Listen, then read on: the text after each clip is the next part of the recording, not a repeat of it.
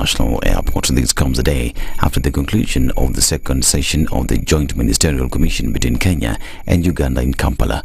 During this session, both countries committed to ensure expeditious and full implementation of decisions made in other bilateral meetings. And President William Ruto has defended his plan to introduce additional taxes through the Finance Bill 2024, saying he is looking to reduce reliance on borrowing. Ruto says more taxes are to come. So I persuaded and I made a case to the people of Kenya that we must begin to enhance our revenue, because if we are a serious state, we must be able to enhance our taxes. So my drive is to push Kenya. Possibly this year we will be at 16% from 14%. I want in my term, God willing, to leave it at between 20 and 22%. It's going to be difficult. I have a lot of explaining to do. People will complain, but I know finally they will appreciate that the money we go to borrow from the World Bank is savings of other countries. This is a number of Kenyans have expressed dismay at the government's plan to introduce more taxes through the Finance Bill 2024. Here are some of them. Kuongezwa kwa ushuru, mimi ningependa kusema ya kwamba ni jambo la muhimu na nakubaliana naye. Ila tu tatizo ni kuwa wakati ushuru unapata kuongezwa lakini Mkenya hapati faida, hapo ndio tatizo lipo. Hapo kitu inafanyika kwa sasa si hatuelewi. Juwezi niambie kila wakati tunaenda tukiongezewa tax. Ili hali tax zenyewe wanasema wanataka kugather ili watusaidie kama economy. Economy gani yenye inaendelea kuzorota? Ukiangalia kidogo wanatuambia wametupunguzia mafuta, wanatupunguzia kwa shilingi 1. Watu wakiamua kuja kuongeza wanaongeza shilingi 6. Hiyo ni kujaribu kutuambia inaongezwa saa hii. Mimi tangu nizaliwe niko na 72 years. Kenya imepata uhuru kama nimezaliwa. Niko na namna hii. Kwa hiyo presidents yote ya Kenya wamesainilia kama niko na namna hii. Na hiyo sura ambapo inaongezwa saa hii, ni ya kuumiza wananchi. Siwezi kataza yeye, lakini angalia, kwa sababu hata nikikataza yeye akitaka kufanya atafanya, lakini naomba yeye tafadhali serikali angalie. Tafadhali serikali angalie, si mzuri. And the Zimmy coalition has threatened to organize nationwide demonstrations against the Finance Bill 2024 that seeks to increase the cost of bread. This comes after the leadership and Parliamentary group meeting in Nairobi over the bill. Now here's Wiper leader Kalonzo Musyoka.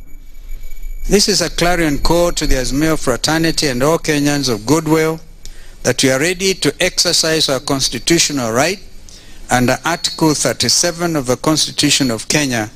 That is the right to peaceably assemble, to demonstrate, to picket, and to present petitions to public authorities. Kalonzo went on to criticize President William Ruto's administration for burdening Kenyans, describing the taxes as inhumane. The Kenya Kwanza regime continues its avarice appetite for taxation. The new raft of taxes in the Finance Bill 2024, from bread to M-Pesa transactions and motor vehicle taxes, speaks to their callousness and inhumanity. The bill also proposes increasing excise taxes on spirits, cigarettes, M-Pesa, airtime and bank transfers. Now the third Conference of Mount Kenya Leaders, which aims to discuss economic and political issues famously known as the Limuru 3, continues to generate mixed reactions among the leaders from the region, despite Deputy President Rigathi Gachagua and Majority Leader in the National Assembly Kimani Ichung'wah saying it was of no importance since the proposals that will be discussed and agreed upon have nowhere to be presented. Public Services CS Moses Kuria has said he will be attending the meeting. Kuria has joined other leaders in the preparation of the conference, making it clear that he cannot miss attending as he was one of the founders of the first Limuru conference during the leadership of late President Mwai Kibaki. Na najua kuna wenye wamekuwa wakikusanya watu akiwaambia kuna Limuru 3 ati kwenda kuongea mambo ya jamii. Jamii ambayo tutaongelelea ni jamii ya Kenya. Instead of coming to say to disturb the people of Limuru when you are having floods or you are having many challenges, we have an office. Yeah, and that's why I'm really supporting them. If no one is coming forward, I have got no reason whatsoever to begrudge people who are coming forward. This is Newswire. I'm Dennis Aseta. Good morning.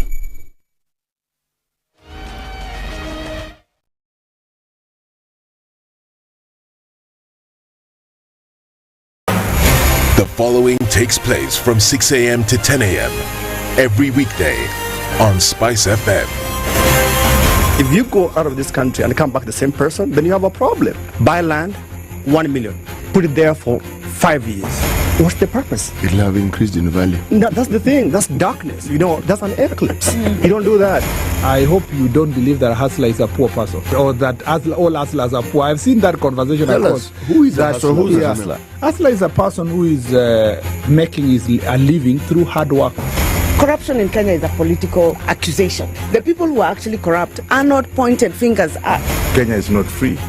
Kenya imeshikwa na mateka. It's under siege. Have you seen that lodge on Nyeri Road? Very high fence. You can't even Windows sleep inside. up near the ceiling. Yes. And if you walk there at midnight, you see bats the size of cows. And when it rains, it doesn't rain on that building. Yes. When you're at All Things and it's raining, it doesn't rain on that building. The things people will believe. Yeah. The Situation Room, Kenya's biggest conversation. Revenge is for children. It's for kids. When you grow up, you realize the best revenge you can take on somebody is to ignore them. Now, I'm just new in politics. It is not everybody's cup of tea. That's why some people come in one term and that's it for them.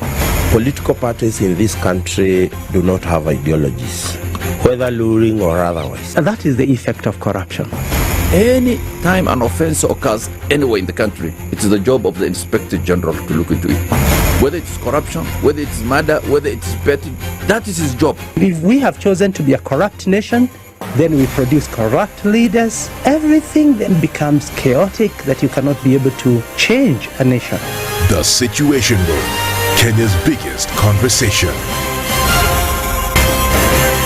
If a lion shows you its teeth, it doesn't mean it likes you.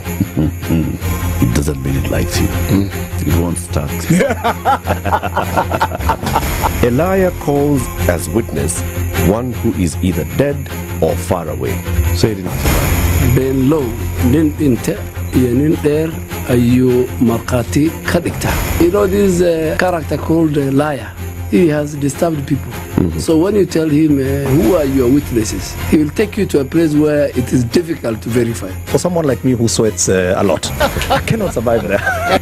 Sweating is biblical. And you must blame it on Adam, not me. Because Adam messed up and he was told, now you fellow you, by the sweat of your brow, thou shalt eat.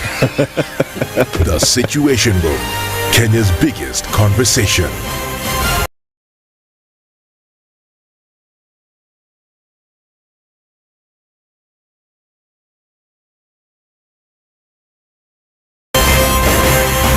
It's critical that people pay taxes. But then taxation has to have a limit. When you start overtaxing people beyond certain limit, then this is now called robbery with violence. We are all struggling, but we don't show. If you're not doing well, shame on you. But you have to say, I'm broke and I'm struggling. We are not okay until everybody is okay. We are pretending to have political parties. Why don't we just be honest? And we say, these are the Luyas, these are the Kambas, these are the Kikuyus, and we find ourselves in Kenya. You know, with politics and leadership, no matter what you do, there will always be a complaint. There will always be the assumption that you're either stealing or you're not doing things right. As a leader, don't fear. If you know you're doing the right thing, you've thought about it, you've got an expert advice, do it, then understand later. This country, we don't need prayers. Prayers is between you and God.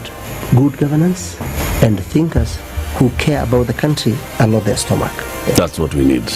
The Situation Room, Kenya's biggest conversation. It's still early in the morning, so nothing much to report. All the roads are looking like they should be looking at 6 a.m. So they are building up, okay? That's what's happening. Across the major roads, Jogoo Road, Uhuru Highway, Mombasa Road, Thika Road, Kiambu Road, all picking up speed. And then we will see how they'll be looking like in about half an hour and more so in the next hour. 102.5 SpiceFM, Kisumu.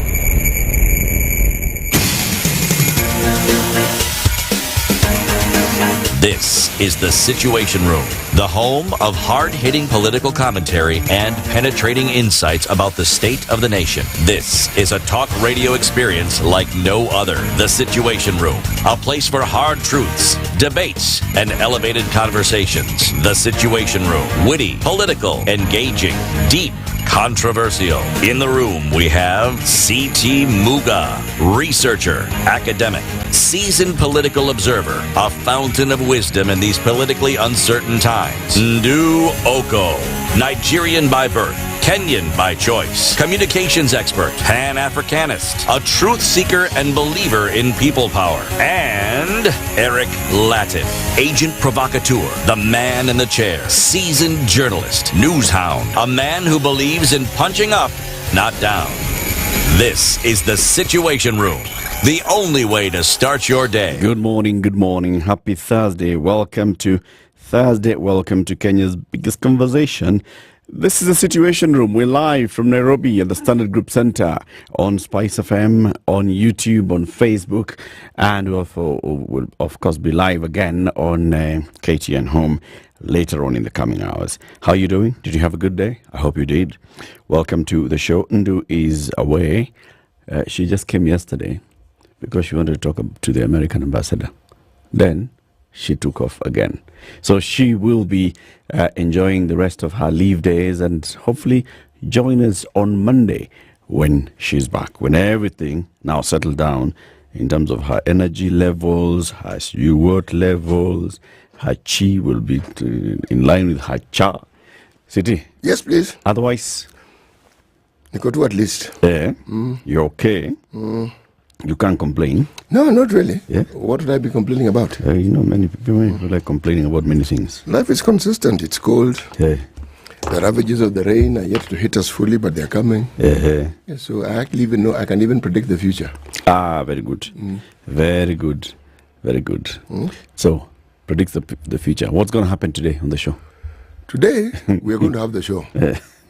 And today, it's Eric and I who will be on the show.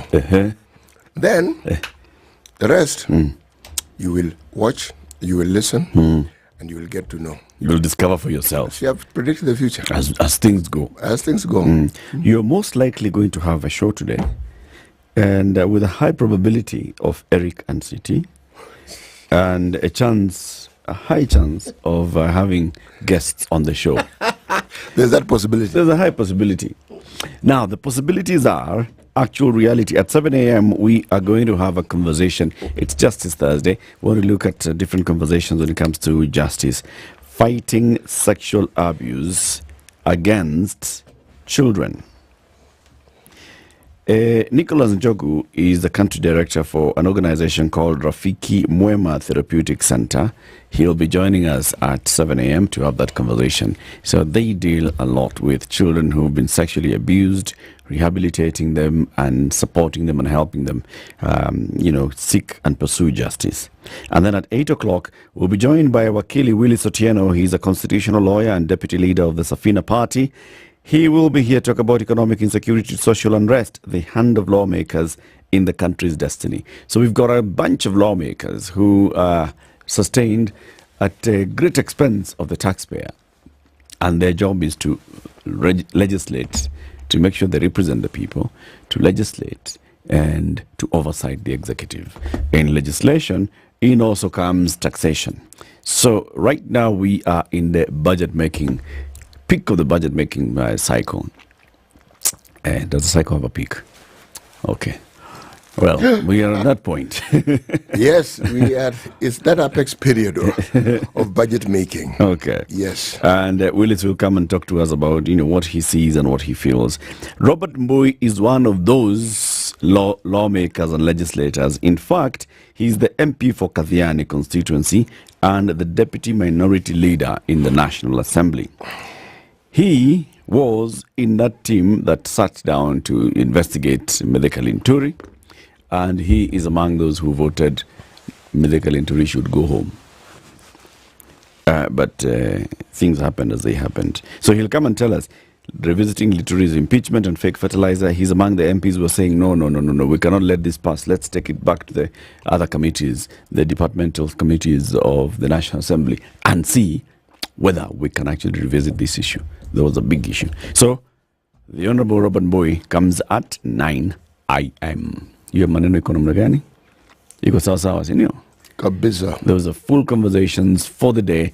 For now, let's take a look at the weather forecast. What's happening on the horizons today? What's going to look like? What's the day going to look like? It's 6:15. If you're online, and you can see very many of you are online on YouTube and Facebook, say hello. Many already said hello, like Peter Kabui, who says happy Tuesday. Oh, happy Thursday. At the St. Bakita parents did what? At the river, tuned in. Kamadawa. Okay. We'll say hello to all of you shortly.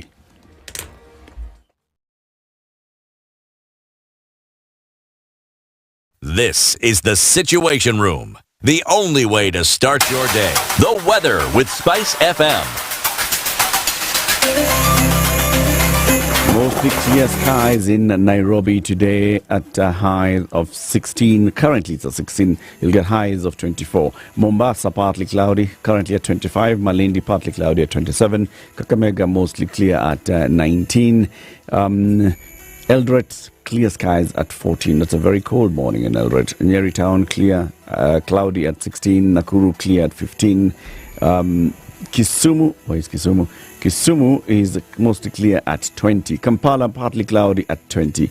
Addis Ababa partly sunny at 15. Mogadishu sunny at 27. Lagos sunny at 28. Johannesburg partly cloudy at 12. Yep, it's winter season in South Africa.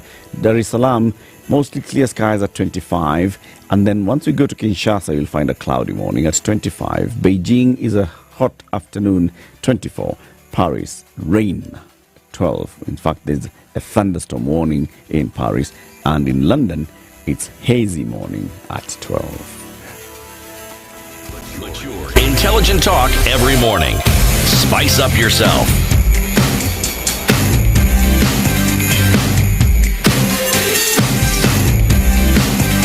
Mornings done right.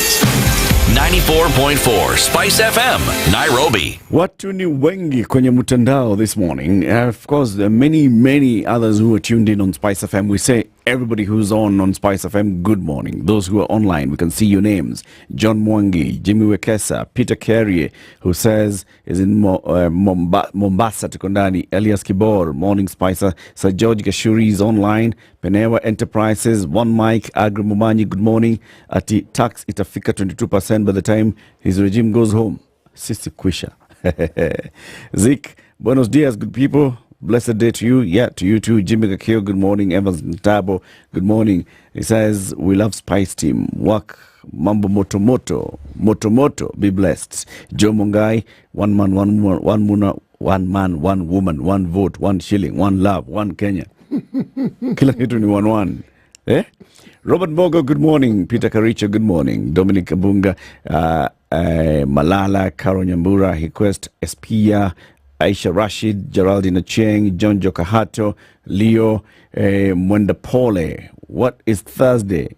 In Swahili, Alhamisi, Nikwali, Sindio. Kabisa. Yes. Yeah, Mwenda Pole, that is what Thursday is. Laban Mesiani, good morning. Peter Kabui, happy Thursday. Also karibu sana. Jojo Ko, good morning my peeps. Eric City, Ndu, Edna, Yego. I'm watching you live from Miami, Florida. I hope that Ndu had a good staycation. Continue asking them difficult questions and letting them answer. Yeah, well, Ndu is back to her vacation. CPA, Zachary Odio, good morning. American City, the finance bill, itaturamba, but we must prepare for 22% taxation by 2027. I don't know whether President Ruto meant 2027 when he said at the end of his term. Maybe he was looking at the full term. Yeah. Warriero, Atlanta. Tuko, good morning. Dennis Ndine, good morning. Elish Murano, good morning. John Shege. Warriero says, Eric, ambia CT, kikombe tutapewa Sunday. Unasikia CT?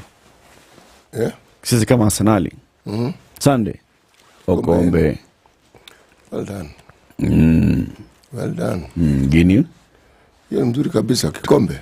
Sini yenu? Ni yetu. Yeah, Edward Ropp tuned in, good morning. Mokai is good morning from Wisconsin. Joseph Abala, we're in the house. Twende Kazi, Tibbs Munge, good morning team. The businessman is needed again. That's Jimmy Wanjege. Yeah, we'll invite him again. Now that we're in the budget cycle, let's hear what he thinks about it. How's ni watu wengi? Watu ni wengi na ni vizuri na tunashukuru. Yeah, kuna wengine pia like Res Ken and others who are live and watching us live from across the country. Okay? All of you, we appreciate your presence. Joan Michael Wangenye, Atieno Jermaine Jackson, Naomi Mwangi, Morning in Narok. All of you, karibuni sana, City. The Proverbs. Yes, we are still in the Republic of Malawi. Malawi. Yes. Elders are the rivers where fire is extinguished. Elders are the river where fire is extinguished. Rivers, plural. Rivers. Elders, rivers. And fires. Are extinguished. Elders are the rivers where fires are extinguished. Yes. We'll wait to hear what they think about this one. It's going to be interesting, huh? Yep. Deadly. In the headlines this morning, the Standard. The top strip headlines, school feeding shocker for 2.6 million in funding cuts. Confusion in UDA as CS Kuria enters Limuru 3 fray. Moses Kuria amesema hii Limuru 3, I am going. Haya. Special report, tales of broken hearts as hyped project stall. Launch plaques, abandoned equipment and materials litter construction sites and are at the mercy of scrap metal thieves after the president's plans to transform counties appear to veer off track with billions of shillings already pumped in. You wonder what those projects are? We'll tell you about them. The big headline in the Standard today. Be ready for higher taxes yearly, says Ruto. Kenyans should brace themselves for continued increase in levies over Ruto's presidency after he revealed that his ultimate aim is to push the country's tax to GDP ratio from 14 to 22%, despite a pushback by taxpayers who protested the move and complained that their dues are never put to good use. Well, to be fair to President Ruto, this is not the first time he's saying this. He has repeatedly said this. Even last year, in the budget-making cycle, he said the same thing. Our tax to GDP ratio is 14%. Global trends are showing upwards of 20%. We used to be at 22% at some point. We dropped down. We need to get back up there. Okay? This is what he said. When I came into office, I told everybody to tighten their belts. Did everybody listen? Well, that's me who's adding. Let me just go back to what the president said, verbatim. When I came into office, I told everybody to tighten their belts. I am not going to preside over a bankrupt country, a country in debt distress. We have to cut our spending. The budget for the 2024-2025 financial year is 3.91 trillion shillings. It is 273 billion reduction from what they had initially planned to go to 4.19 trillion. The revenue projection is they're expecting that in the next financial year, they are going to raise 3.4 trillion shillings. Revenue. The expected budget deficit that will be budgeted through borrowing from both local and international lenders is therefore a mere 541 billion shillings. If you budget 3.9 and you expect to raise 3.4 trillion, then the deficit is only 500 billion, right? No, that story is not true. Yeah, no. If you look at those just figures, look at the math. If you hit that target of 3.4, then the deficit is only 541 billion shillings. Question is, how realistic is this revenue target? Realistically, how much will we raise and how much have we been known to raise? By the end of the financial year. Yes. Yeah. Year in, year out, we simply don't meet it. And that deficit, that's why this expected deficit here, I started by saying iki tu ni falls kabisa. Deficit is a billion, is a trillion. History. With a 3.9 trillion shilling budget, the deficit is a trillion shillings. Yes, not 141 billion. No, it is not. Anyway, the Daily Nation. Help end salary protests by JSS teachers. Kuppet asks MPs. Internationally, poll shows Biden and Trump are neck and neck ahead of the November U.S. election. Higher. The Ministry of Education has appealed to MPs to reinstate funding for program. This is the big headline in the nation today. Budget. No money for school feeding. Millions of learners from poor families in some 26 counties risk dropping out of school starting July after the Kenya Kwanza government, which promised to double beneficiaries of the free meals scheme, withdrew funding for the program that has helped boost enrollment and class attendance. School feeding program. The requirement for school feeding program, primary school special education, 622 million shillings. For junior school special needs education, 453 million shillings. Allocation, school feeding program fully, 4.933 billion shillings. Allocation in the next budget, zero allocation. The headline in the Standard, the Nation has a but.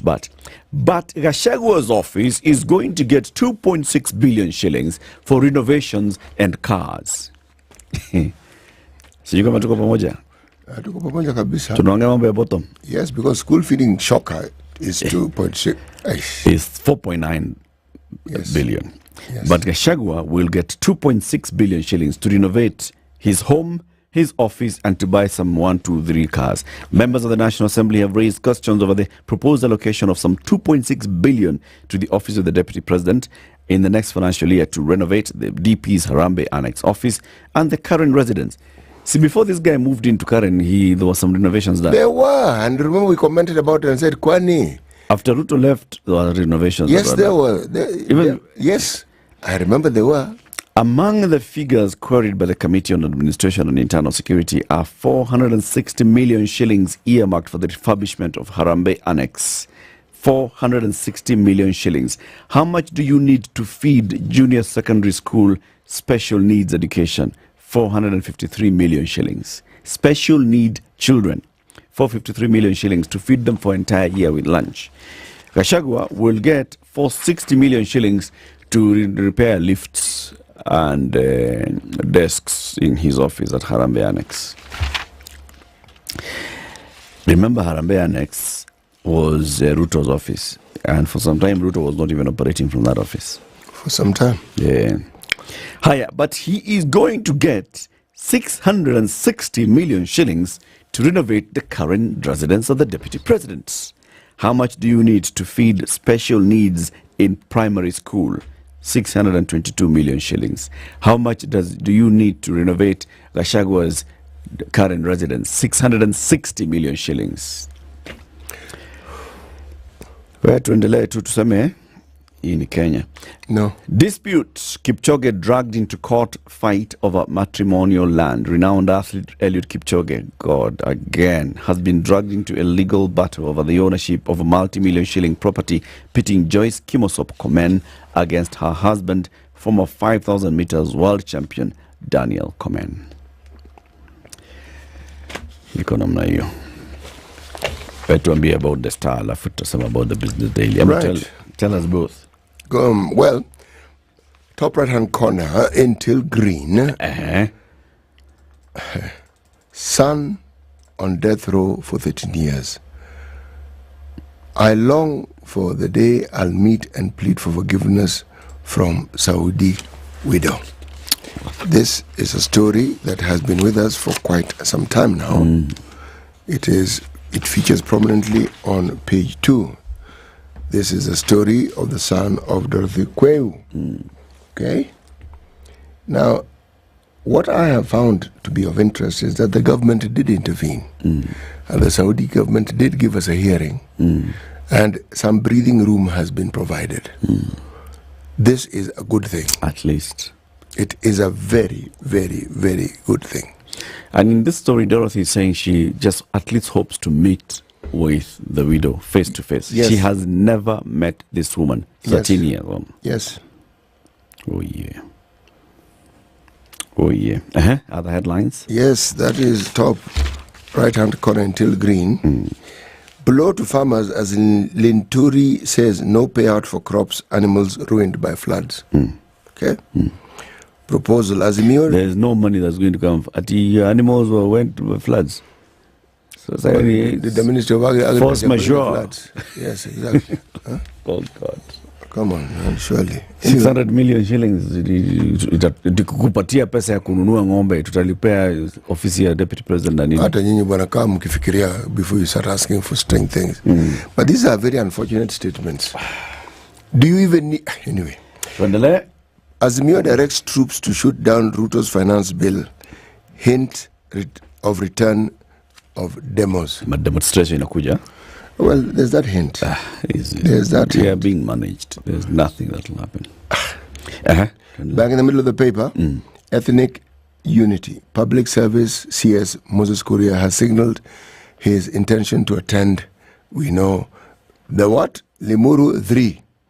Big split in Mount Kenya as Karua leads Limuru 3. UDA stalwarts led by DP Gachagua have dismissed meeting as a scheme to divide the community. Is it the scheme that is dividing the community, or is the community already divided? Is the community divided? That is the question, is it? I'm asking. Because if you're saying it's dividing the community, we are saying the community is divided. Is it divided? Is it? And even when you say was it united? Exactly. And what were the signs that was united? Again, tunamanajiwa. Kabisa. Let me tell you what's on the Business Daily, then we take a look at traffic. All right. The first 35 parastatals to be merged or axed has been revealed. The Treasury and President William Ruto's Council of Economic Advisors have identified an initial set of 35 parastatals that will be merged or wound up under the IMF-backed restructuring that could see at least 20 CEOs lose their plum jobs. The restructuring will largely lead to mergers of state corporations with duplicating functions, as well as winding up of struggling entities and transferring their functions to others, resulting in 15 well-resourced agencies. We're going to have all these... There'll be 15. Okay? That team, led by PS Chris Kiptoo and Presidential Economic Advisory Council, chaired by David D., turned the page into page 2, firmed up recommendations for the planned restructuring on Thursday last week, according to an official document seen by the Business Daily. The planned reforms come on the back of a financial evaluation for 50 state-owned enterprises, which the Treasury said it was undertaking based on an audit of financial statements for the year ended June 2023. So, what are these things? So, for example,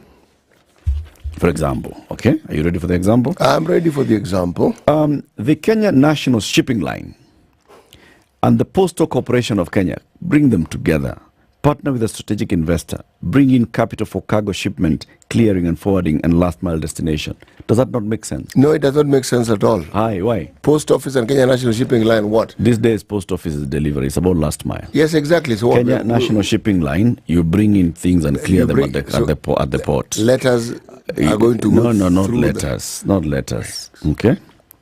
Not letters. Letters. Squeeze poster near parcels. Parcels. Okay? Those ones. Big business is the parcel delivery. So bring them to the port. By ship. Clear them. Okay? Then Posta has branches across the country. Even when you go up there to Mandera. No, everywhere. Kuna Posta. Iko. And many other places. Iko. Posta can deliver. So then Posta now can do door-to-door delivery. So you order things from China. Sit back at home in a letter doorstep. If you merge these two things and you bring in a strategic investor. No. Let me give you another one. Let's see if it works. The Kenya National Qualifications Authority and the Commission for University Education, a new regulator for quality education and qualifications to be established. Why do we have a Commission for University Education that licenses universities? And then you have a qualification authority that says, okay, we're talking university, let your degree to one come and legit. See, the guy who gave the knees, the guy who just said it's legit. No, that division is important. Why? Kwa sababu, if it's all under one roof, my friends, it can get very hectic. How?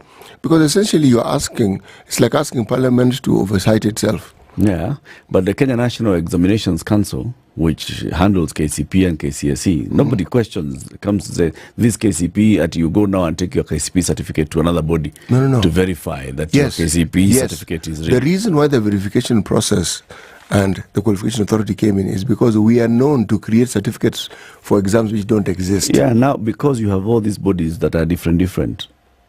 The bodies are not bad. You say you studied in Uganda. This guy say, no, you didn't study in Uganda. This guy say, yeah, we know Uganda. No, the studying in Uganda was not the problem. Even the university was not the problem. Yeah. The problem was the certificate.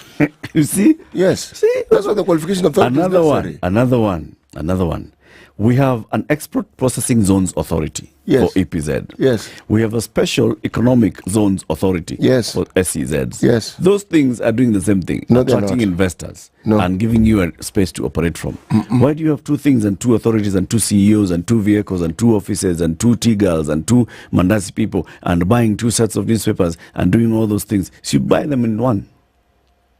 Eric, so you can have them as departments. Okay, so since with one CEO. So since we have counties and we have governors, what do we need MPs for? So you have a governor. No, that's a different thing. All right, exactly. Now, okay, then we have MPs. What do you need MPs for when we have MCAs? Yeah, those are different things. So two levels of government. Bro. So tell me, special export processing zone. Yes, export processing zone. Yes. Spelled out clearly. Yes. Yes. Special economic zone. Yes, that's both are geared towards attracting investment and producing goods for export. Both of them. Both are giving you incentives to invest here. Why don't you just throw in Kenya a National Chamber of Commerce while we're at it? Chambers here, serikali lakini. But we can bring in the can invest. Can invest. You can bring in can invest into it and say yes. Okay? All of them. Have one CEO. Why do you have two CEOs, two deputy CEOs, two drivers for the CEO? That's too much power being given to one individual. Kenya Academy of Sports and Sports Kenya. Merge them into one entity. That one I agree. Why? Because you... That one I agree, because if you have Sport Kenya, that should just be a department within Sport Kenya. Uwezo Fund, Youth Enterprise Development Fund, Women Enterprise Fund, have one well-resourced fund. No. Let it just be as many as they are. It is okay.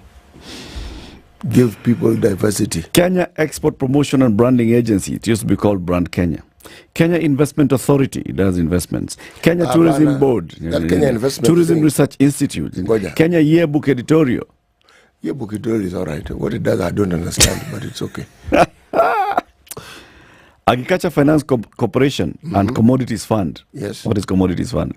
See, financing of crops and seeds and such like things. That is Agriculture Finance Corporation. Nigani? Commodities Fund. What have I just said? Those are two different entities currently. They are different? Yes. No, they should not be different. Kenya Law Reform Commission. And? National Council for Law Reporting. No, they should be merged. National Cancer Institute. Okay. National Syndemic Diseases Control Council. It goes beyond cancer. That's why. Yes. But they are dealing with? The reason why I think cancer gets that amount of attention is because of... Because of cancer? No. The preponderance and the prevalence of it. It's true, but it's the same thing with the syndemic diseases. Yes. But you see, I think each of these diseases should be given its own department. I'm going to tell you why. But now it's its own CEO, its own... No, it doesn't have to. It's just a department. You create one body, that's the proposal. Department. That is the proposal. Yes. The proposal is to coordinate and manage chronic syndemic diseases under one entity. Then now you can have departments. Yes, you can. Kenya Forest Service and Kenya Water Towers Agency. No. Forest and Water Towers. Water Towers just becomes a department. Okay. Kenya Water Institute, Regional Center on Groundwater Resources Education, Training and Research. All those are departments within. National Heroes Council and Presidential Awards Kenya. Those are two different things. National Heroes Council is one entity. Presidential Awards Kenya is a different entity. This is a subject on which I cannot offer an opinion because it's not positive. Bombers of Kenya and the Kenya Cultural Center. Bombers is just part of the cultural... It's one of the cultural centers that we should have. Okay. So there should be a... But isn't there a ministry for culture and other such activities? Yeah. Yes. There's a so why don't you just create departments? Bombers of Kenya has a board and CEO. Kenya Cultural Center has a board and CEO. What does the... No, there should be a cultural center. Yes. Kenya Cultural Center. Unajua ile kitu iko pale karibu na KBC na Norfolk. Zamani ilikuwa inaitwa nini? The National Theatre. Yeah. Ndio hiyo Kenya Cultural Center. That thing? Yes. Sorry. That establishment. Yes. Bomas, unajua Bomas. I know where Bomas Chipkati. is. No. They should all be under one roof. It's 20 minutes to 7. Let's take this break. See how the roads are looking like. This is the Situation Room, the only way to start your day. Not much traffic yet, all right? So roads are looking okay. Heading into town, the bigger highways are all right. Within the various estates in Nairobi, they are also looking okay. But then, of course, you know, they start building up as you head in towards town, okay? So those are the areas that we need to look at later on. For now, it's just picking up in the usual areas: Kiambu Road into town, Thika Road into town, Jogoo Road heading into... Actually, Jogoo Road this morning is not looking so bad. It's only Makadara. The rest is okay. Even Wakulima Market is not busy this morning. But let's see at 7 o'clock. Mature, intelligent talk every morning. Spice up yourself.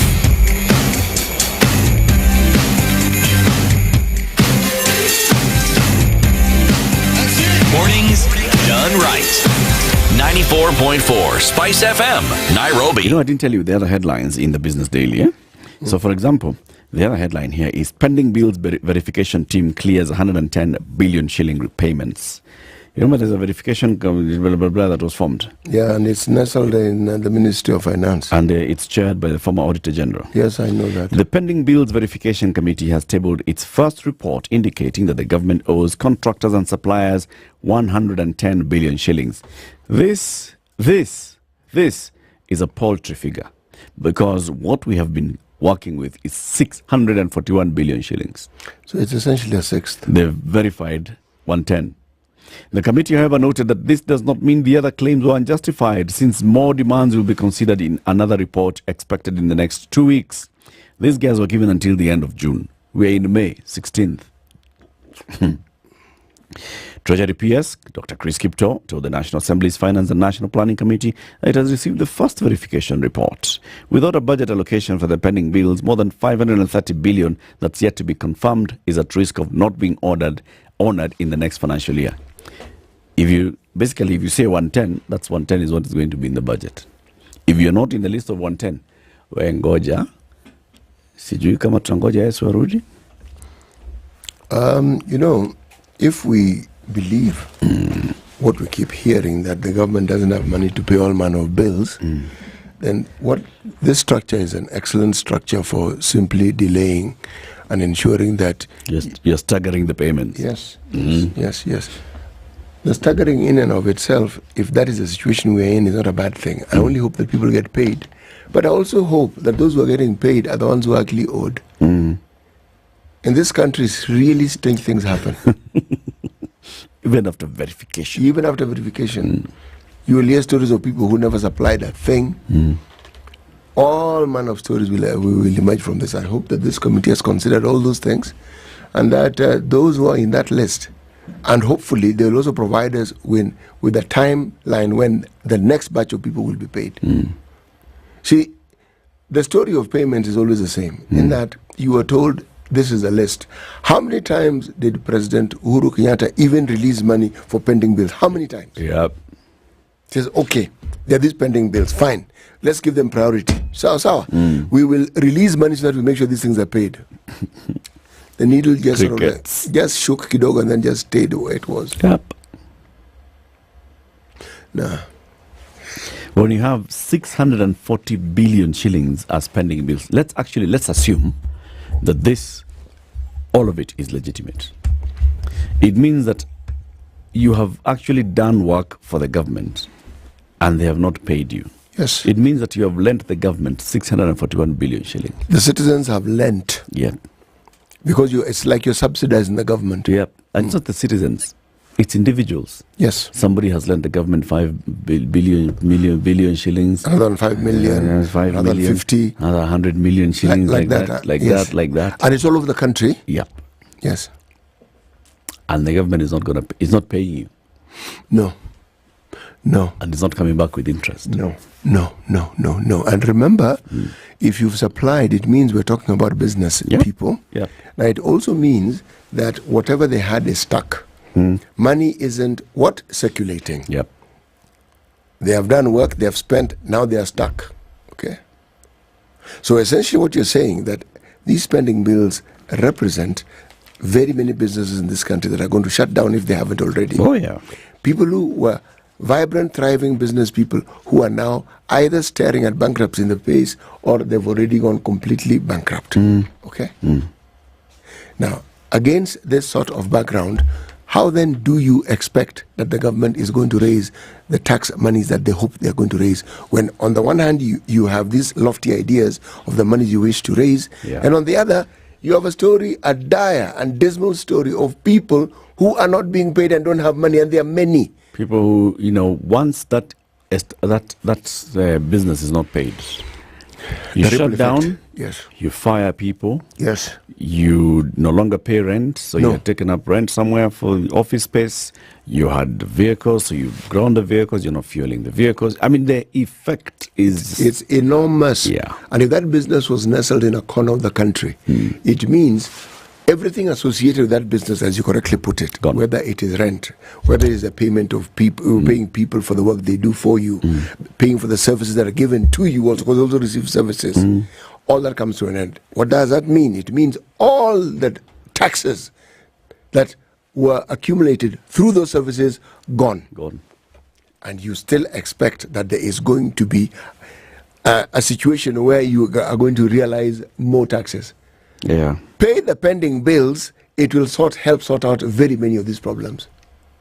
Unless we're being told that the deputy presidents, this is really just an example, that his residence is collapsing and falling. If it isn't collapsing, the renovations can wait. Let's look at that story and you brought it up then.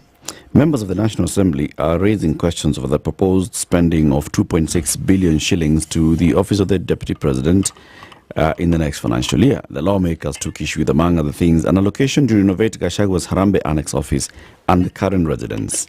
Among the figures queried by the Committee on Administration and Internal Security are 460 million shillings for the refurbishment of the office at Harambee Annex and 660 million shillings for the refurbishment of the official home in Karen.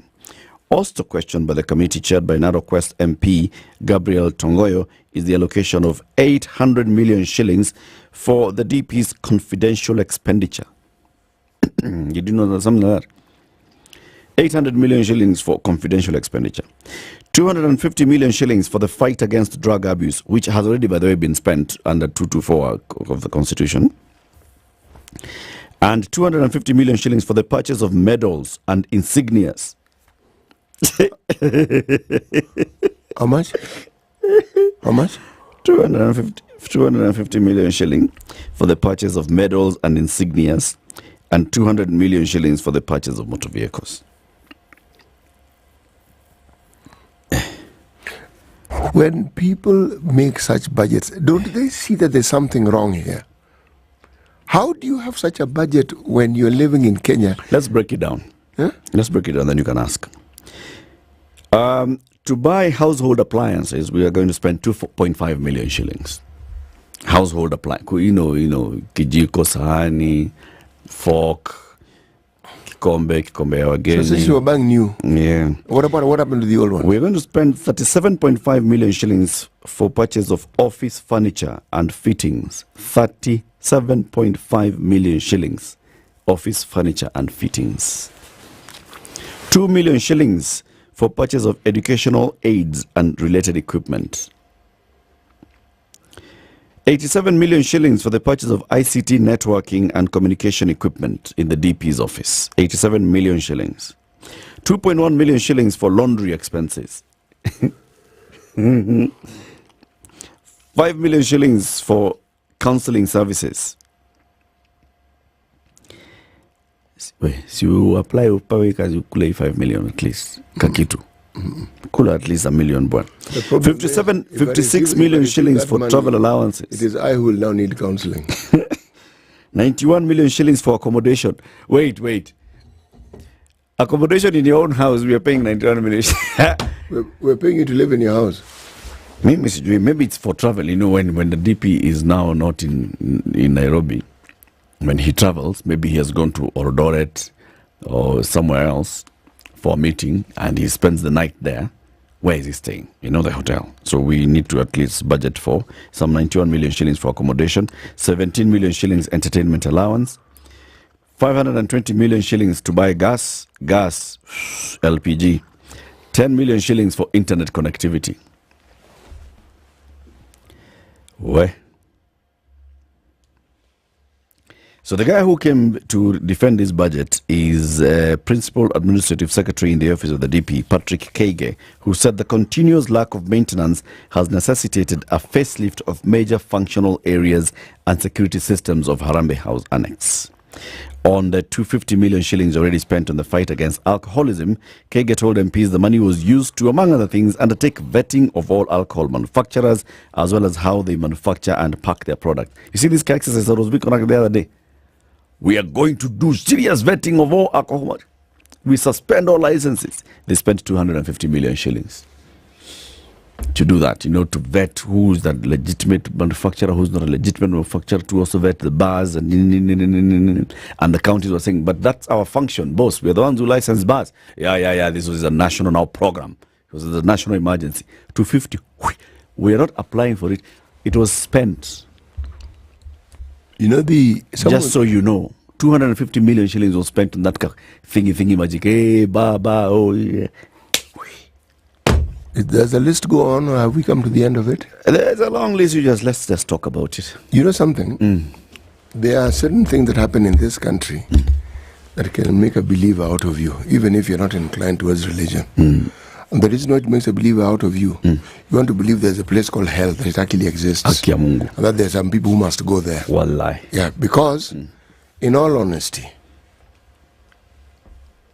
amidst the sort of turmoil and despondency that we're seeing in this country, should we even be having a discussion about such things? Yeah. Are you telling me that if it's with reference to government offices, that on a yearly basis, the maintenance for these buildings are not budgeted for? They are budgeted for. Every single year, they are budgeted for. Every. Let me ask you, okay? See, this is an establishment called the Standard Group Center. Yes, it is. Right? The refurbishment and maintenance that happens here, is it to the tune of billions? No, it is not. And we even have a maintenance department. The government also has a department that deals with maintenance. What is this maintenance that you'd say the Deputy President moves into this house in Karen in 2022? The previous occupant has left office. Some minor refurbishments that, let's just call them minor, okay?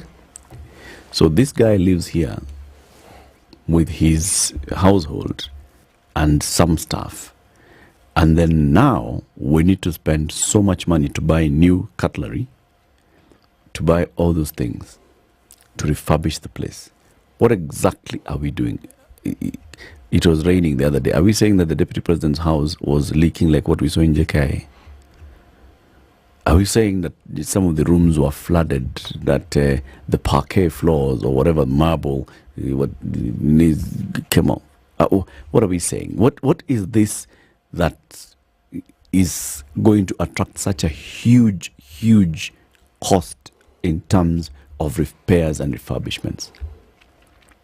And this is on the back of what's happening in State House as well. So State House, okay, this building is old. We need now to do structural, because State House, they're saying it's not about paneling, wood paneling here and there. It's structure itself. We have to actually do the structure maintenance to make it continue to be fit for occupation, because it's over 100 years old. Here, Karen, what exactly is it that we are doing repairs for?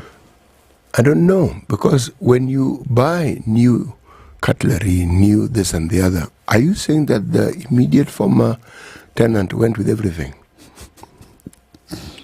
No, I'm asking the question. The visitors who came to visit have been stealing. I've been taking those things. When you came, you find the curtains were gone.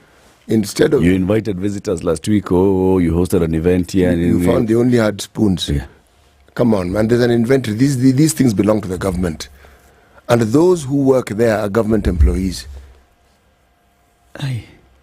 I mean, we complained during Uhuru's reign, and we said, these fellows have this appetite for borrowing and spending. My friend, we didn't know what we were talking about then. Because what I'm seeing now, what makes it glaring is this. We have poverty levels like we've never seen. If this was a wealthy country where somebody who is poor, you say this guy is poor because the car he owns is just 10 years old, then we consider him poor. Then by all means refurbish the president's office, the president's, the deputies. Yeah, but because we have the money. We don't have the money. And you know what I find depressing about this is that other people who have leadership within government or an devolved unit will follow this queue. You're going to hear some very ridiculous stories. Of course. Of governor's residence being renovated for God knows what. It's as though they're building the thing anew. Yeah. Because the thing is, you question the amount. Okay, so you could say, yeah, all right, there's some minor repairs or that are needed here. It can't be major repairs. What major repairs, man? Can't be. First of all, this house has only had 3 occupants. In fact, this house is what? No, not even 3. Kalonzo stayed there for a bit. Yes, he did. And then a very Ruto. small bit. That's what very I'm saying. short time. Yes. And then Ruto for 9 years. And then this guy for 2 years. This building is less than 15 years old in occupation. Nikki. Now you ask, okay, State House is really old. We understand. It's 100. We get. Okay. And even that one, is it falling apart? No, it is not. But if you ask for renovation for State House, I will pause and say, that building is old. Okay. And you say, okay, so engineers have said structurally this building needs to be resupported or whatever. Okay. Fine. So you can do something. Okay. But this building, it's not even 20 years old. No. There's a thinking that we are seeing. Eric, I keep marveling. How do you fiddle away an opportunity to actually do the good you said you're going to do, whereas instead all you do is show the citizens of this country who vote for you the maximum disrespect you can show them, that amidst all these problems that you have, we actually don't care. Yep. For example, yes, the children of Kenya, many of them in several counties, whose only source of a guaranteed source of a meal is in the school. The school feeding program, yes. Kenya Kwanza in its campaign said we're actually going to double the allocation for school feeding because we recognize what this thing does. Okay? Now, they have not doubled, they have zeroed it. The proposal for the State Department of Basic Education, which have been prepared by the Budget and Appropriations Committee, have not allocated any funds for the program, which operates in 26 counties that are considered marginalized. No explanation has been offered for the withdrawal. In fact, the Ministry of Education is the one that's complaining and telling Parliament, hey, guys. What are you doing? Then the Nyoro's committee has removed it. What is the game? Because they can't just be a team. No. They know exactly what they're doing. Yeah. And they're expecting a little kerfuffle. They're expecting people to make noise. They're expecting it. To what end? I see a conversation maybe coming in and saying, actually, now with CDF, we can now do part of the money for CDF will go towards school feeding. They're fomenting the sort of problems that you don't actually need because it's unnecessary. Something was working and then you choose to destabilize it. Why would you zero? Like bring it completely down to zero. Those are the things like when the doctors were complaining here that no money had been allocated for interns. But this thing has been happening for many years. How can there have been no budget? Now I can believe it. School feeding has been going on for many years. How can it have zero allocation? This is how it happens. And you ask yourself, so did it happen by mistake? Is it that somebody in that committee, a technical person, just removed a figure because they were trying to balance something out? Balance what? How does it happen? Balance what exactly? A program such as school feeding program then gets zero allocation. And yet we have allocation for all manner of other things. We can allocate money to repair a swimming pool. If we were looking for examples of how you can get your priorities wrong, we have it before us. Completely. It's 7 a.m. It is not a good morning. Spice up your life.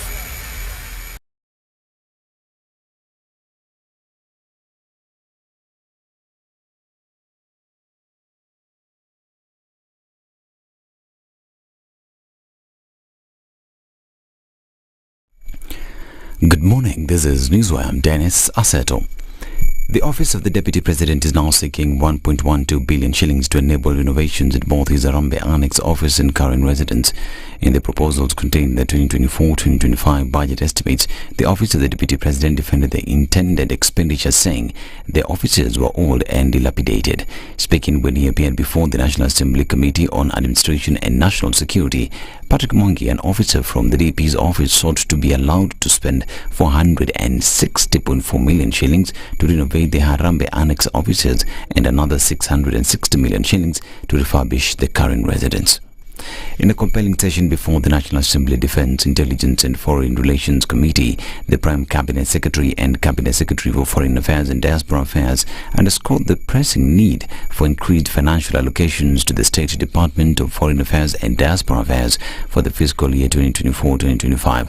Addressing the committee during the presentation of the 2024-2025 financial year estimates of revenue and expenditure and the 2023-2024 supplementary estimates number 2, Mudavadi articulated a series of compelling justifications for the additional budgetary requirements, each grounded in Kenya's overarching commitment to fortify its stature as a regional and continental powerhouse and to enhance its diplomatic outreach on the global stage. The Prime Cabinet Secretary and Cabinet Secretary for Foreign Affairs and Diaspora Affairs emphasized the imperative to operationalize newly approved foreign missions, essential for expanding Kenya's diplomatic footprint and fostering closer ties with the international partners. Now, Roads and Transport Cabinet Secretary Kipchumba Murkomen said that the government will require about 30 billion shillings to repair all roads damaged by floods nationwide. Speaking when he inspected the Gamba section of the Lamu-Witu-Garsen road that was swept away by floods, Murkomen said many roads and bridges had been affected across the country. He said the current regime was still assessing the damage and approximately between 25 billion shillings and 30 billion shillings would be required across different bodies in his ministry.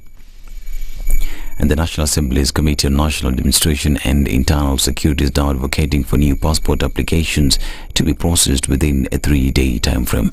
Led by Committee Chair and Narok West MP Gabriel Tongoyo, the MPs likewise recommended the establishment of additional immigration offices nationwide to fast-track the passport application process. As it stands, there are only 8 immigration offices across the country, with many Kenyans forced to travel huge distances to apply for the essential travel documents. Now, intern doctors say the Kenya Medical Practitioners, Pharmacists and Dentists Union betrayed them in the return to work agreement with the government on the May 8th, 2024. A week after the doctors' strike came to an end, the issue of terms of intern doctors, which was a key point of contention, remains unresolved. The matter is pending before the Labour Court in Eldoret, with KMPDU in its defence saying that it gave the government 60 days to address the matter at the risk of industrial action in case of failure. Now, 2 of Kenya's 2026 World Cup qualifying matches have been moved to Malawi after the government closed down all major stadiums, a move that is also hitting athletics preparations ahead of the Paris Olympics. The crucial Group F football fixtures against Burundi and reigning African champions Ivory Coast will now take place at Lilongwe's Bengo National Stadium next month. Kenya's Sports Ministry had said in April it would be closing Nairobi's 2 main stadiums and another in the athletics hub of Eldoret for renovations to prepare for the 2027 Africa Cup of Nations, which Kenya will host jointly with Tanzania and Uganda. Now, cases of harassment and debt shaming by digital lenders have plummeted by 75% since 2022. This is according to Data Protection Commissioner Immaculate Kasait. Speaking in Nairobi during a sensitization session regarding compliance guidance notes for digital credit providers, Kasait attributed the significant decline to the Central Bank of Kenya implementing regulatory measures on the same 2 years ago. Recently, the German International Corporation GIZ and Financial Sector Deepening FSD co-sponsored the implementation of guidance notes to assist digital lenders in complying with regulations, particularly in the area of data protection. This is Newswire. I'm Dennis Aseto. Good morning.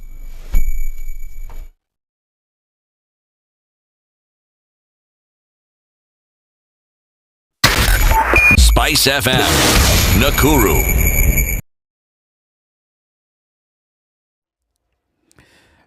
It is that 7 a.m. hour, so let's see how it's looking like. Jogoo Road is not so bad. It's not as bad as it was yesterday. So it's moving towards City Center Roundabout and elsewhere. Thika Superhighway is actually starting at KCA University.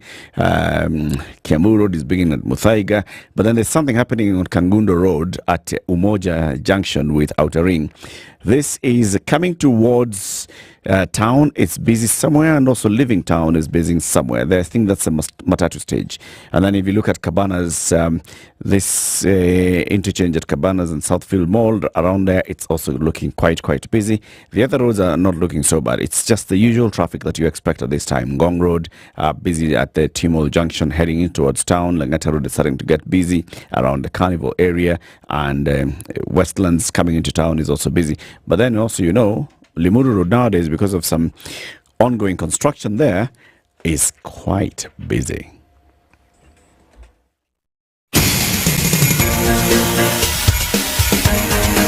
This is The Situation Room, the home of hard-hitting political commentary and penetrating insights about the state of the nation. This is a talk radio experience like no other. The Situation Room, a place for hard truths, debates, and elevated conversations. The Situation Room, witty, political, engaging, deep, controversial. In the room, we have C.T. Muga, researcher, academic, seasoned political observer, a fountain of wisdom in these politically uncertain times. Ndu Oko, Nigerian by birth, Kenyan by choice, communications expert, Pan-Africanist, a truth seeker and believer in people power, and Eric Latin, agent provocateur, the man in the chair, seasoned journalist, news hound, a man who believes in punching up, not down.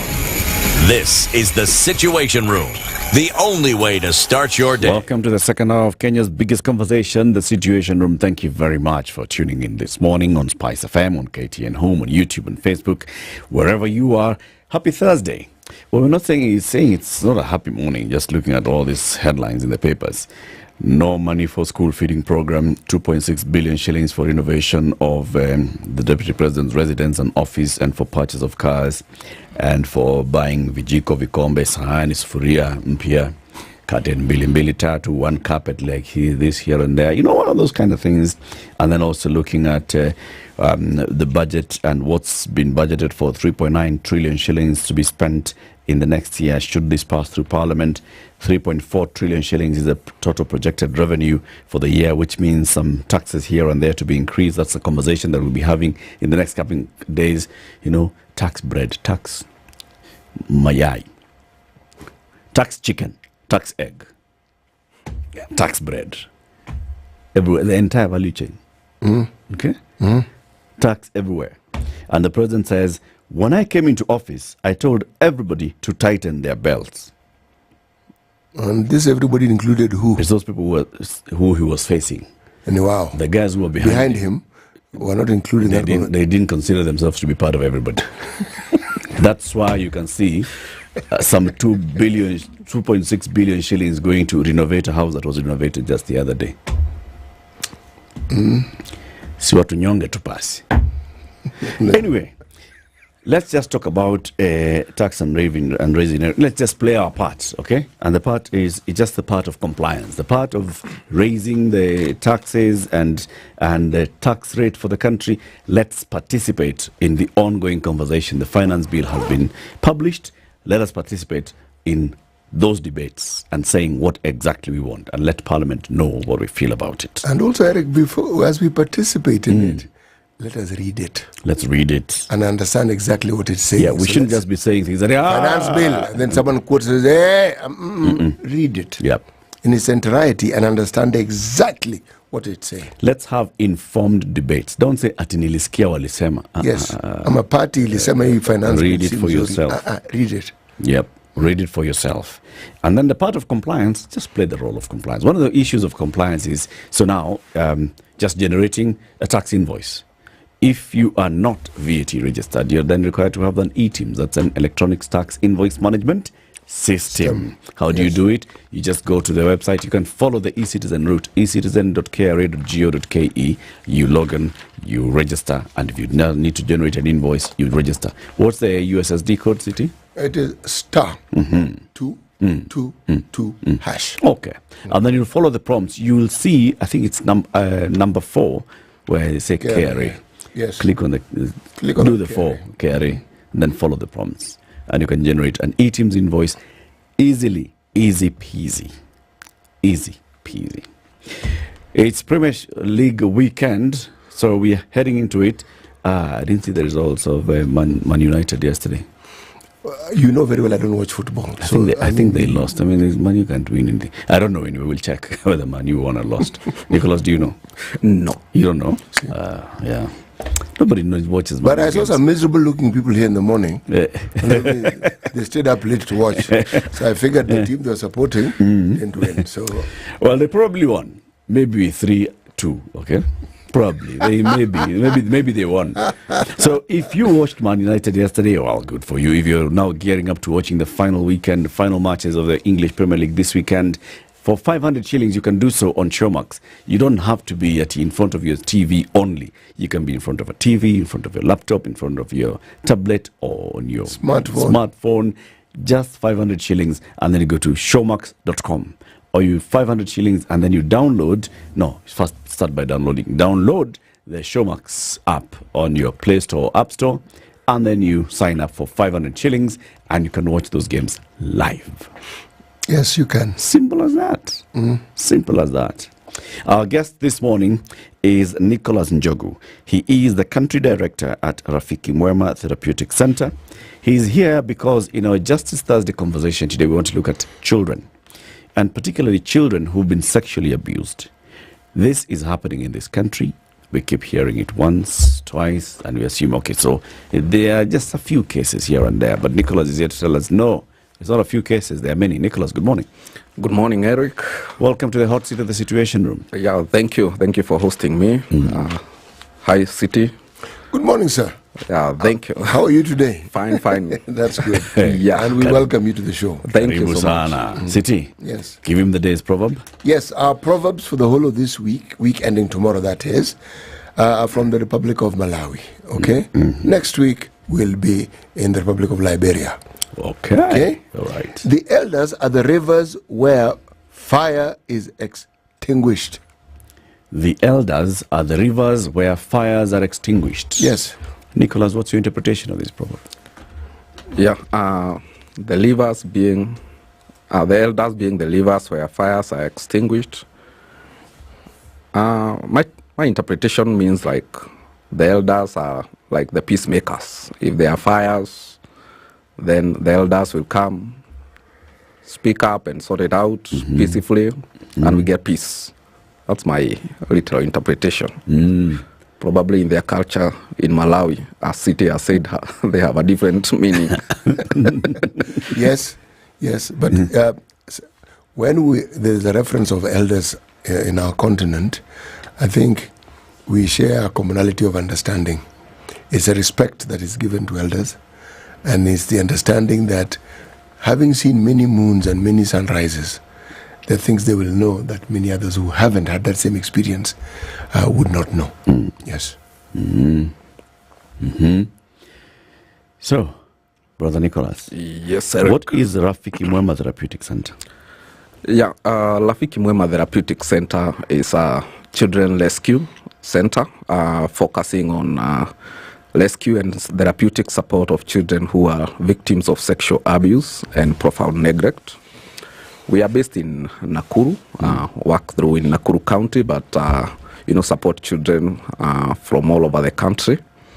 It started in 2011 from a Lento unit to help young girls who are victims of defilement and other forms of sexual abuse. Then in about a week, there were 22 children already hosted at the facility. And over time, we've grown up to now where we are home to about 70 children and support of 100 more who have already passed through the center, got therapeutic support, safe reintegration, and it's more of a midway home. They come, they are supported therapeutically, they are supported through their court cases, a safe home or family integration is identified, and they leave that space, others occupy, hoping that one day we'll not have to have more occupying, but we'll have prevented sexual abuse from happening. When you say children and sexual abuse, how young are we talking? Yeah, it's unfortunate because the youngest we have hosted and who we are hosting to date is 2 years of age. Yeah, we have held as little as 2 years of age. How did this child come to your center?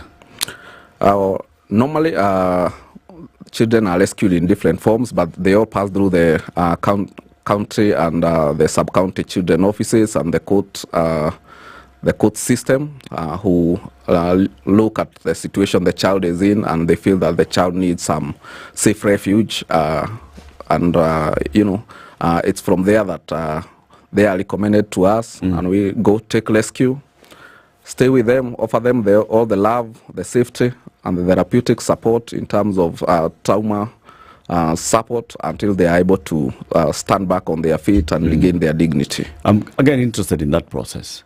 Yeah. So somebody notices that there's abuse happening in a homestead, and they come and alert you.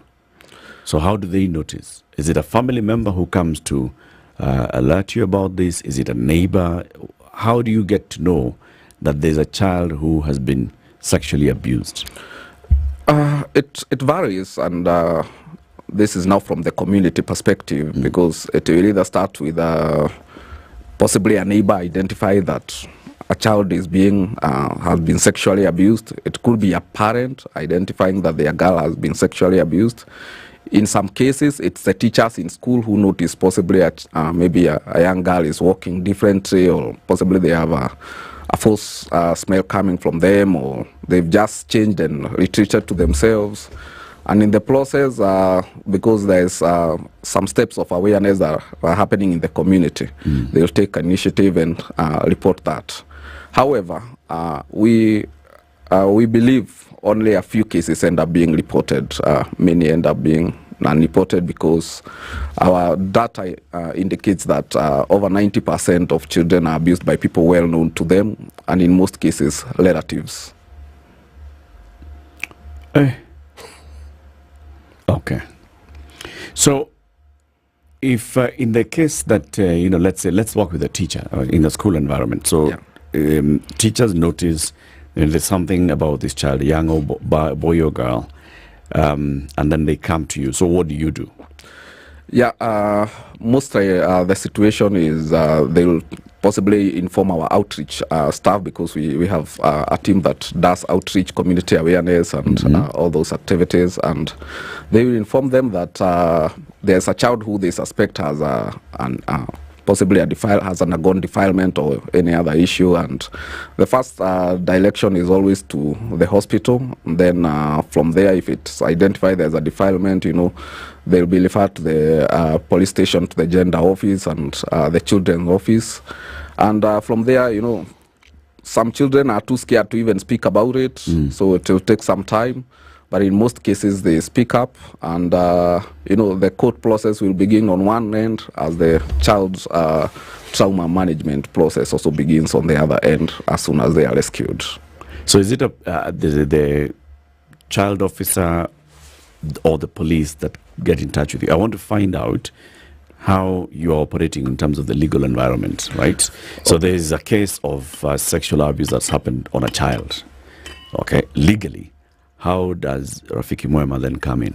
Yeah, legally it's from the children's office. Okay. That's the legal process, because the children's office, mostly in the sub-county levels, are the ones who are responsible for handling children protection matters in the county sections. And so we work with them. They are the ones who place children in our custody, and that happens through the court process, because the court has to commit the child to charitable children institution. Okay. Yeah. So all the 70 children who are currently under your care, the government knows about them. Yeah. The courts know about them. Yeah. The children's department knows about this. Yeah. The local police station know about this. Yeah. From where they were rescued, some are just from nearby, others are from far away areas, but all the children are known by the courts. They are known. They are actually government children to us. Okay. Yeah. So are we saying that you cannot have a situation where you have walk-ins, someone knows what the center does, and brings to your doorsteps a child who has undergone the trauma of molestation? No. It's not legally even. It's possible, someone can walk in because. What happens? If they were to walk in, if somebody came in, and said, "There's this child. This is the problem." What would you do? The first thing is to report to the police. Have the child taken to hospital for examinations, and then from there the children officer is notified also immediately. So they are the ones now to advise whether there's a case of molestation, have this child held in your institution, or if they are above 12, because mostly we focus on less than 12 years of age, there are referral patterns of where any other safer places where they can be rescued to. Okay. Yeah. So a child then comes to your facility. Yeah. Then what do you do with the child? The first thing, once they come, they are, of course, the personalities are different. There are those who will come and immediately they are live, they are jumping up and down. Some will come very timid and they will just corner themselves. They won't speak. We have had instances where we have some children who will come and even from the hospital and the police station and the children's office where they are referred to, they will think that these children are either have a special mentally challenged or something of the sort because they won't speak. But once they come, we begin by first showing them all the love. They get all the support, all the comfort that they need. They stay with a Vespian for about 14 days where they spend the day with the other children there of their age, but sleep separately with a carer who they begin to get the bond and who later becomes their key worker, who will technically be like a confidant to them. Over time, they will either open up, they could open up within the first few weeks. Some will stay up to an year or even more before they speak up. But eventually, they will speak up, say what happened to them. Some will speak out loudly to everyone. Some will only speak out to the person who they have confided with. And a journey begins to ensure that by the time they leave the gates there, they are been able to recover from the traumas of their tormentors. Good point you've raised there. What is it that needs to have happened before a child can be released from your care? Several things. Number one, it's recovery from trauma. We work this through our carers have been trained to use the PACE model. It's a therapeutic model of playfulness, acceptance, curiosity, and empathetic model, just to especially help the younger children. Then the next thing is we have our team. We have a dedicated team of outreach staff who undertake family tracing and visit the families, so that as the child is undergoing therapeutic, they also journey with the parent on the other end to establish a safe, family setup for them. In occasion, they will not go back to where they were abused from, because in some cases it's their homes, it's their dad who have sexually abused them, and so possibly we'll work with the family and the children's office to establish another safe place for them to exit to.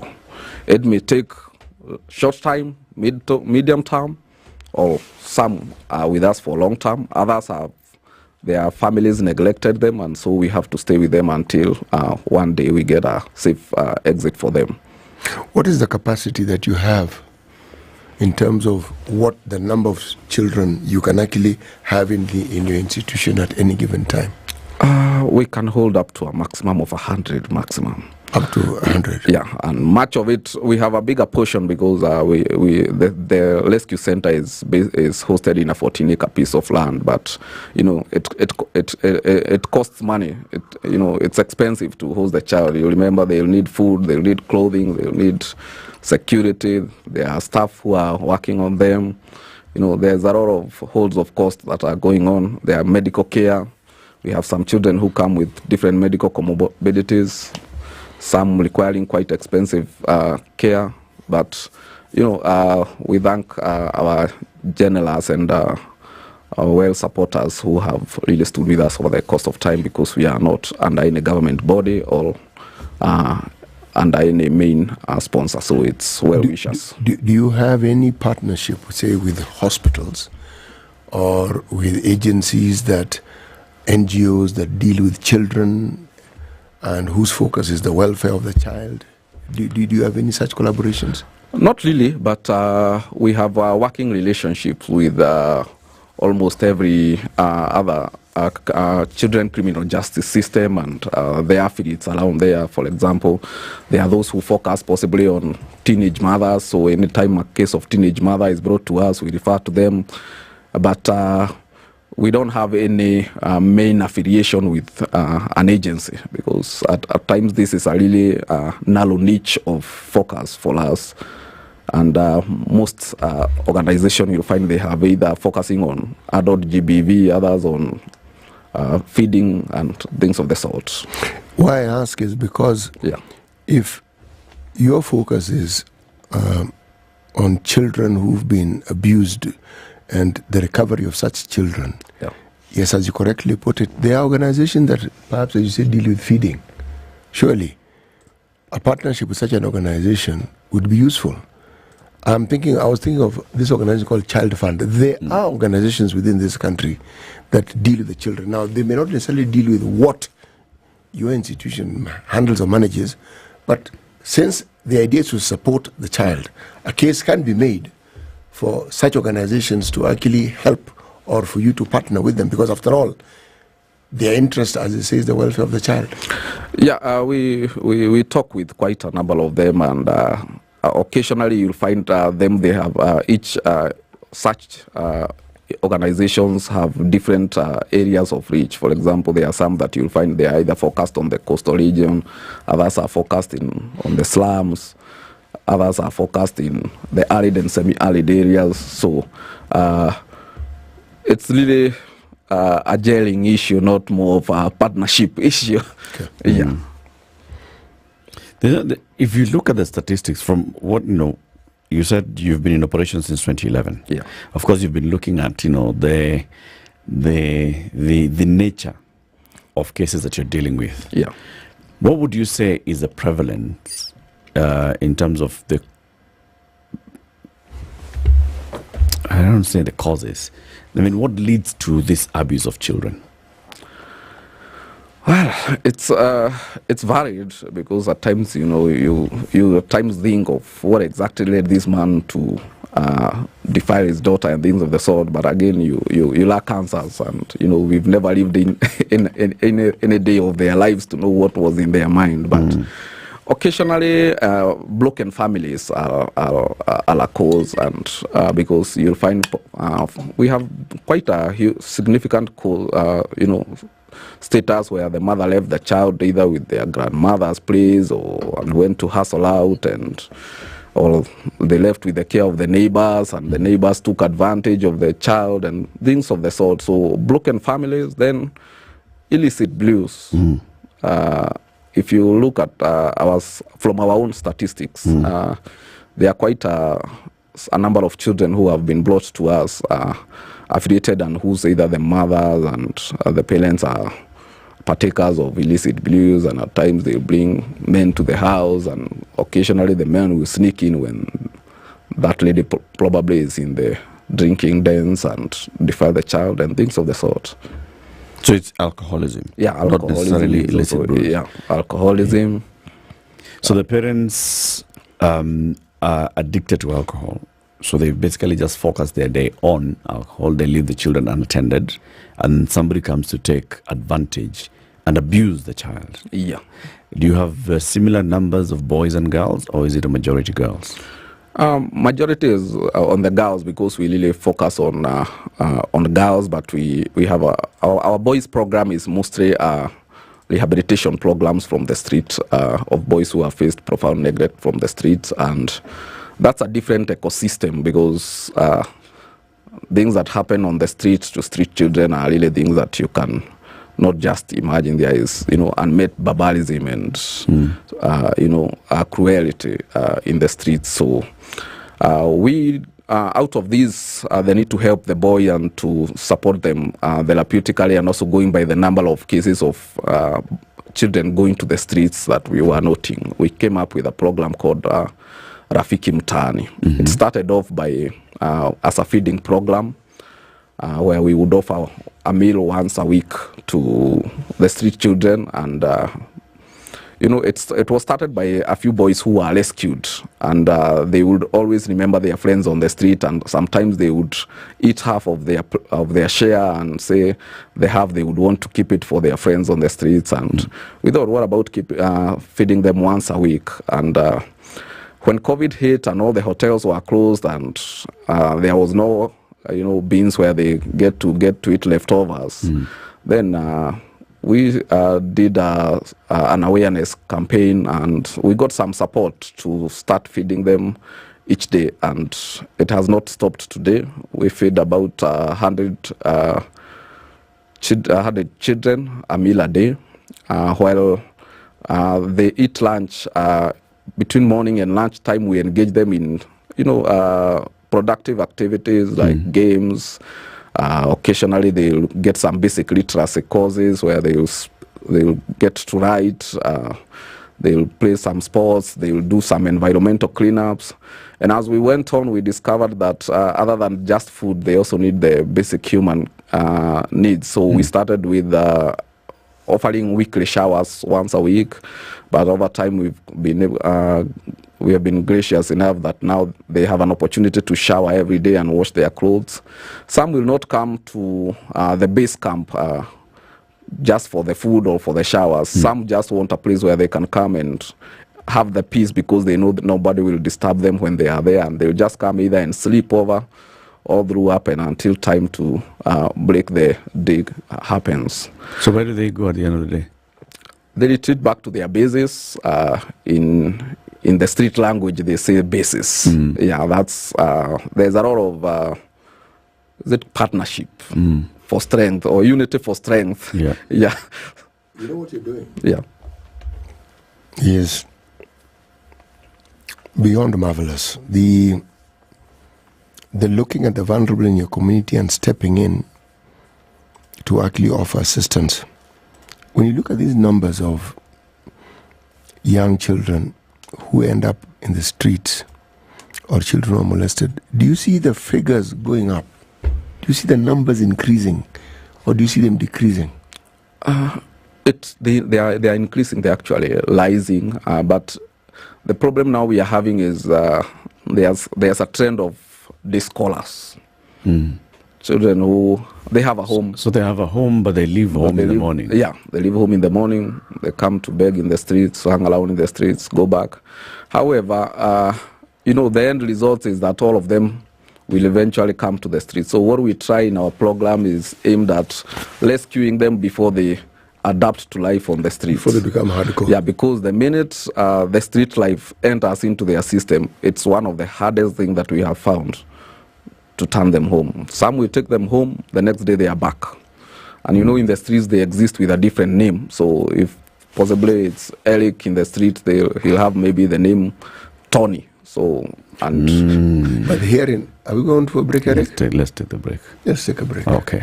It's 26 minutes to 8. We are hosting Nicholas Njogu. He is the country director at an organization called Rafiki Mwema Therapeutic Center. They deal with rescue of children who've been sexually abused, and also they support children who are finding themselves on the streets.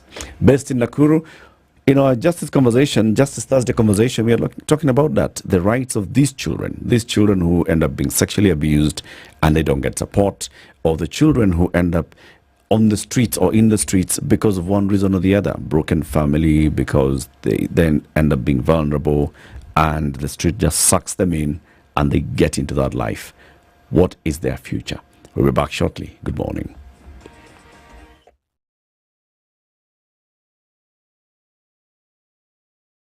This is the Situation Room, the only way to start your day. The weather with SpiceFM. All right, sunny day in Nairobi today. Current temperatures a high of 16. Mombasa mostly sunny at 26. Malindi sunny at 27. Kisumu sunny at 21. Nyeri sunny at 16. Nakuru sunny at 15. Kakamega sunny at 19. And Eldoret sunny at 14. Kampala partly sunny day at 20. Kinshasa mostly clear skies at 25. Addis Ababa mostly cloudy at 15. Mogadishu sunny at 28.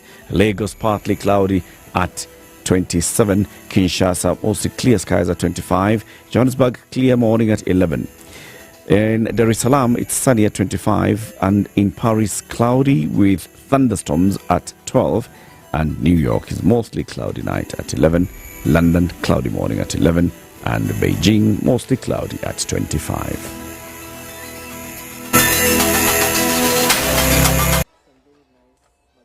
Some very nice, mature music. It really took me back to my days, and I can just feel young again and enjoy the vibes. Spice. I'm a big listener of SpiceFM. You play the best music. This is 94.4 Spice FM. Thika Superhighway, the traffic is building up, heading up all the way to the Kenya School of Monetary Studies and into the Outer Ring Junction. Kiambu Road is busy up to DCI. Limuru Road, because of the construction that's going on in that area, it's busy as you're heading towards town. Mombasa Road heading in towards town has been busy, of course, in those two roundabouts. You know them. Nyayo Stadium roundabout into Bunyala roundabout. But then today, Bunyala Road is not so bad. It's actually moving. Also, the Waringe Road, not Waringe, is called Wakihori. It's a Wakihori Road, formerly the Aerodrome Road. It's moving. Langata Road is very, very busy from the Wilson Airport area as you head towards Timol Junction, and then after that it clears, and then Raila Odinga Way or Wayaki Way gets busy. Ngong Road is busy. Jogoo Road is not looking so bad today. Enterprise Road is getting busy. There's been an issue on Kangunda Road this morning, but it seems to be clearing up a little bit better than it was looking a bit earlier. Likoni Road is busy at the junction with Enterprise Road. Mature, intelligent talk every morning. Spice up yourself.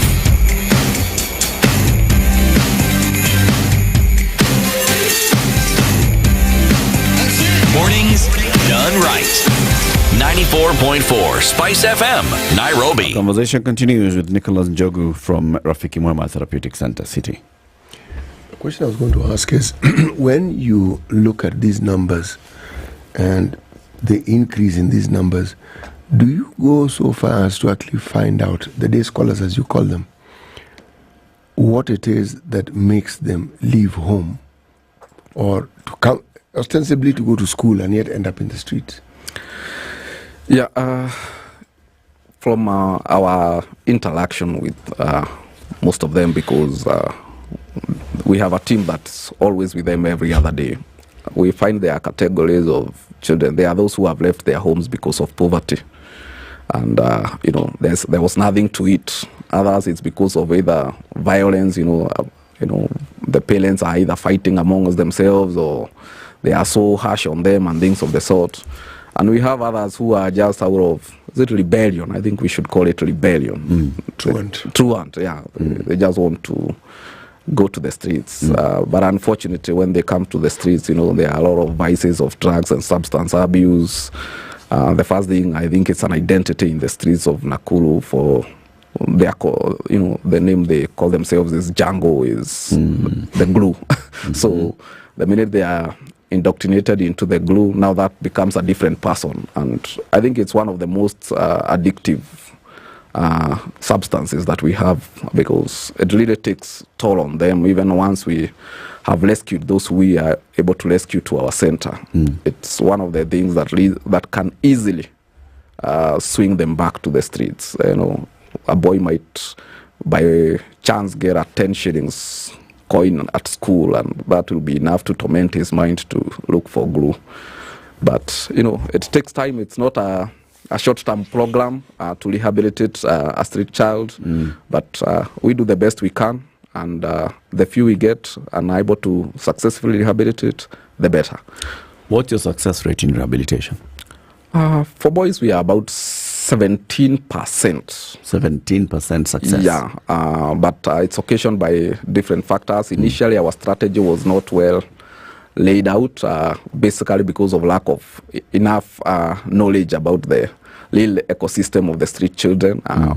We had a focus on slightly bigger boys who have already stayed in the streets, and it was really difficult. So with the feeding program, with the Rafiki Mtaani program, we now focused on rescuing them at least before they settle so much on the streets. And we have a good crop of boys who we have right now who we believe are making it. We have about 2 in college, 3 in high school, and quite a number, about 14 in primary, and it's now the junior secondary school.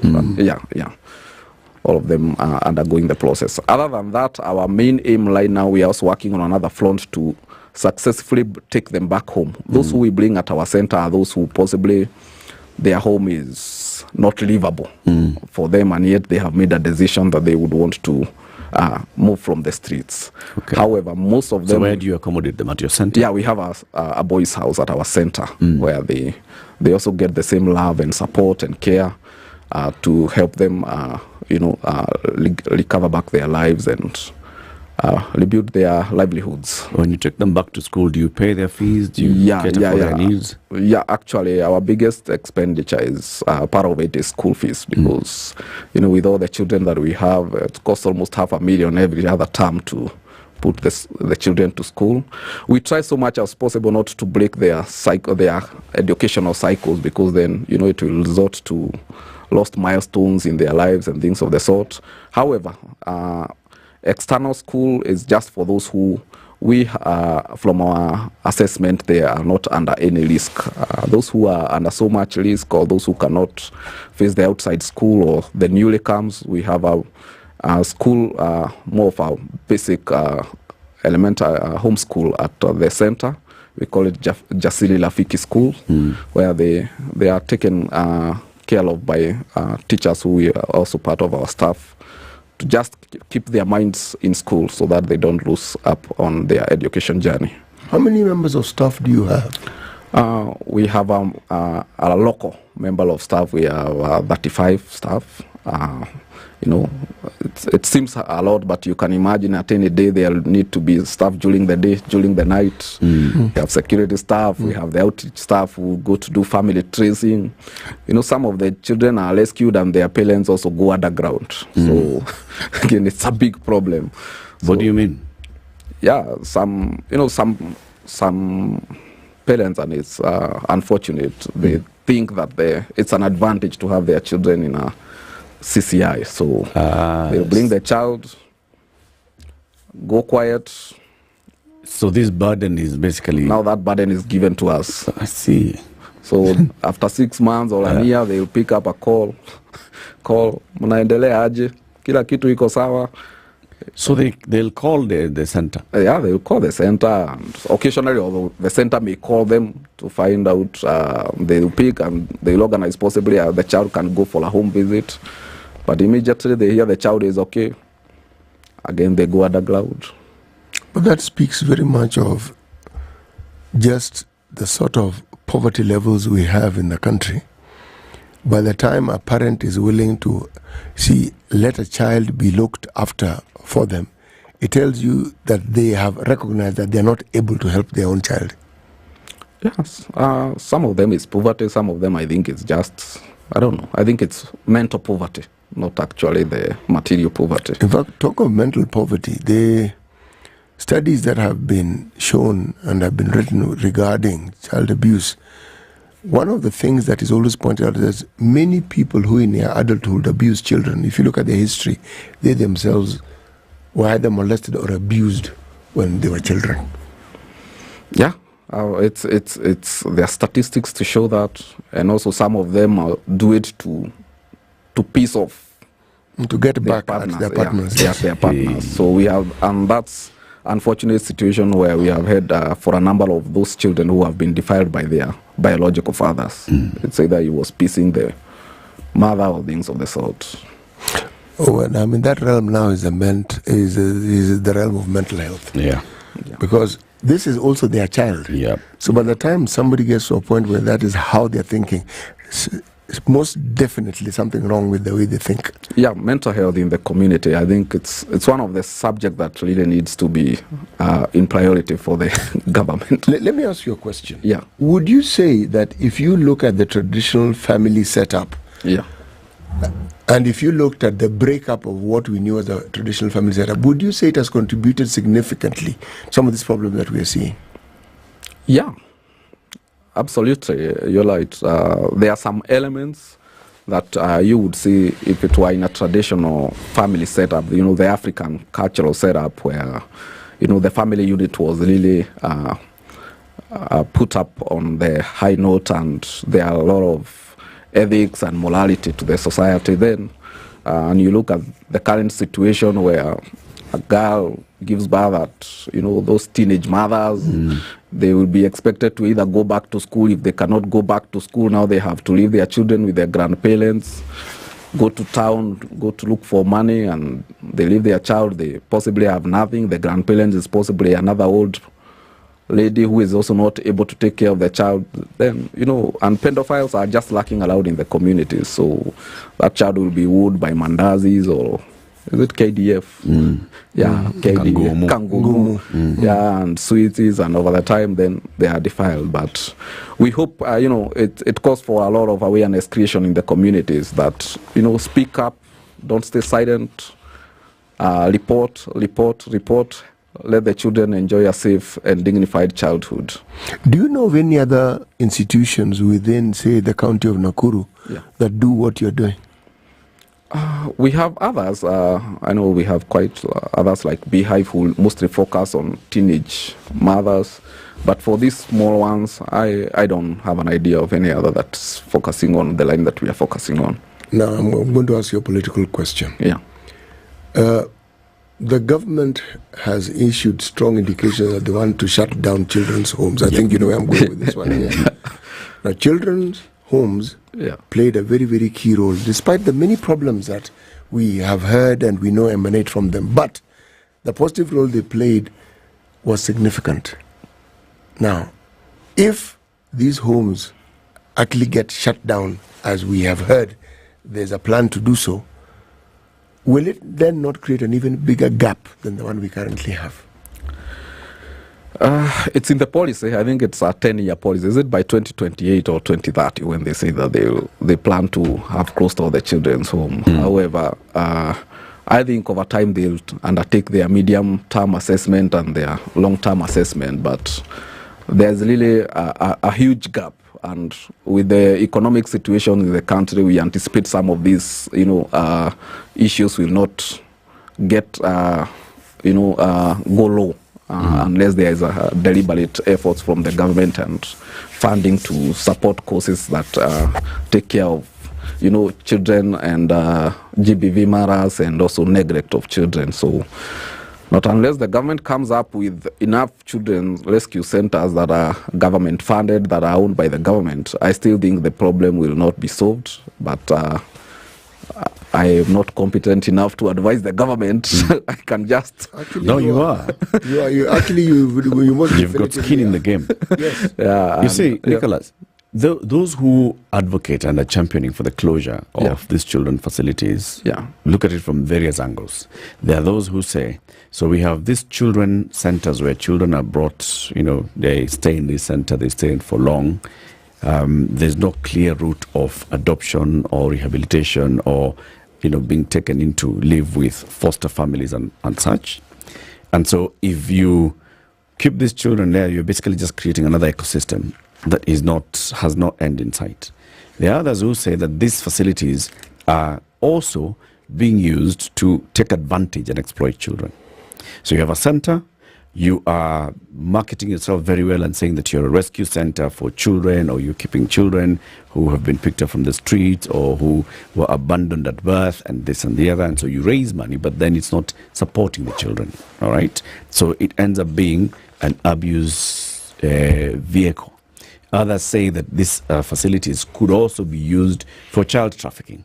So you come in here and then you say, okay, so we are linking up with the foster family, this and the other. Although there is a Children's Act, which is very clear on how adoption and foster family and all those things take place. But there are those who argue that this has enabled all these vices against children. Where they're supposed to be supporting children, they actually end up perpetuating abuse against children. And then there are those who say, actually, every child deserves a family. So even if you come into a rescue center for a short time, you want to be in a situation or a setup that has a family setup.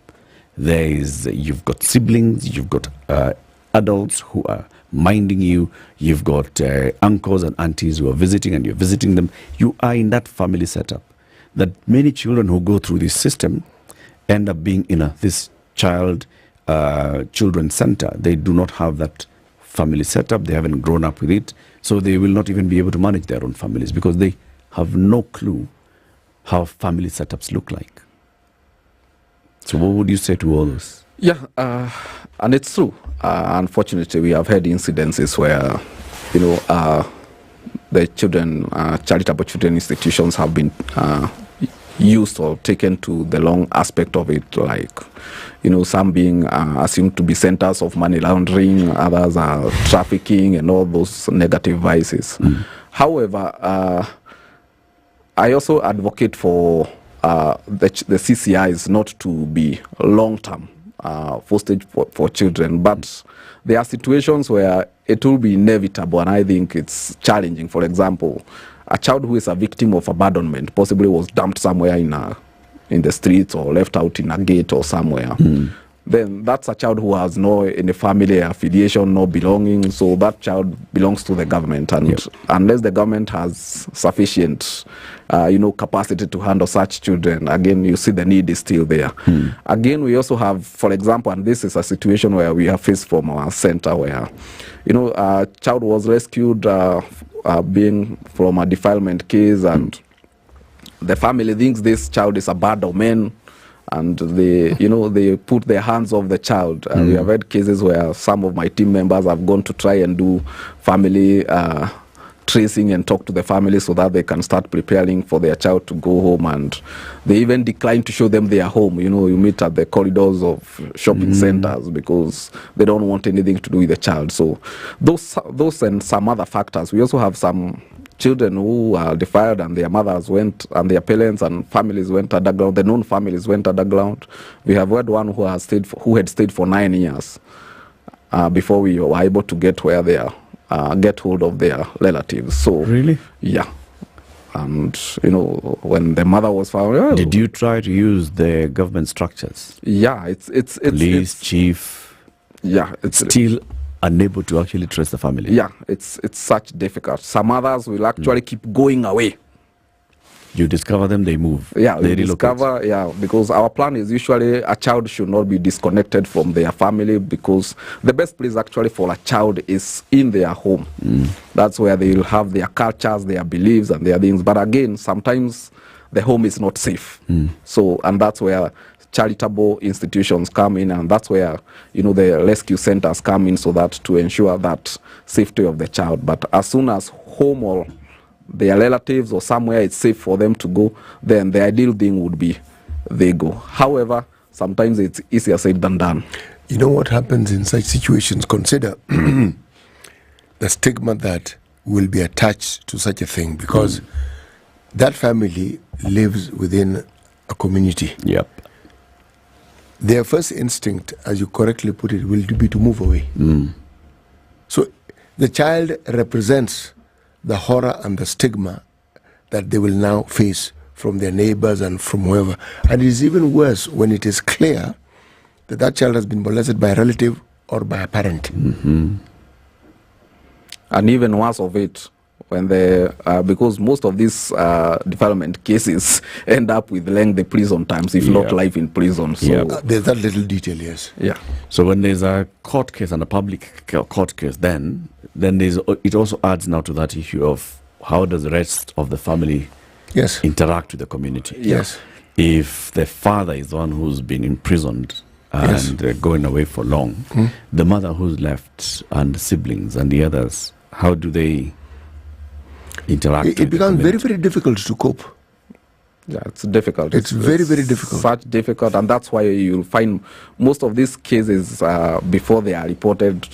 At times there will be tendency of trying to do the local solution, the kangaroo courts, to try cocoon it there. But we thank people who always volunteer the information, because it's the children who end up living with the wounds that they cannot heal, because remember, this is the person who the child thought is the safest person for their lives. So for many of these children, if let's say a child was defiled by an older relative, let's say a father, an uncle, a visiting cousin, and a big brother, sibling, and they end up in the center and the case goes to court, what do the other family members think? Has anybody actually ever interacted with the other so let's say it's the visiting uncle who came and defiled this child. Okay. What do the other family members think? We have. How do they react?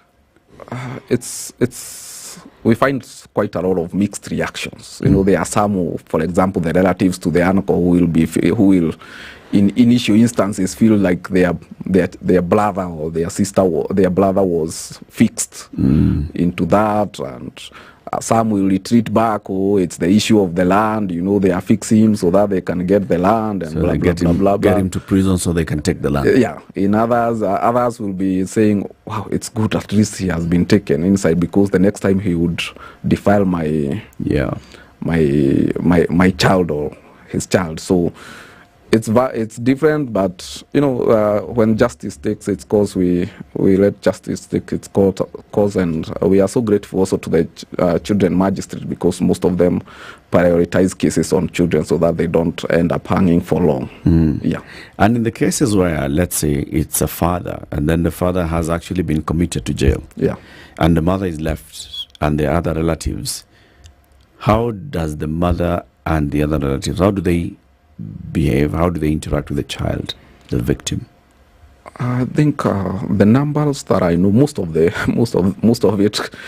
we have had situation where you hear that the mother left the family, because she couldn't stand again the family of the defiler.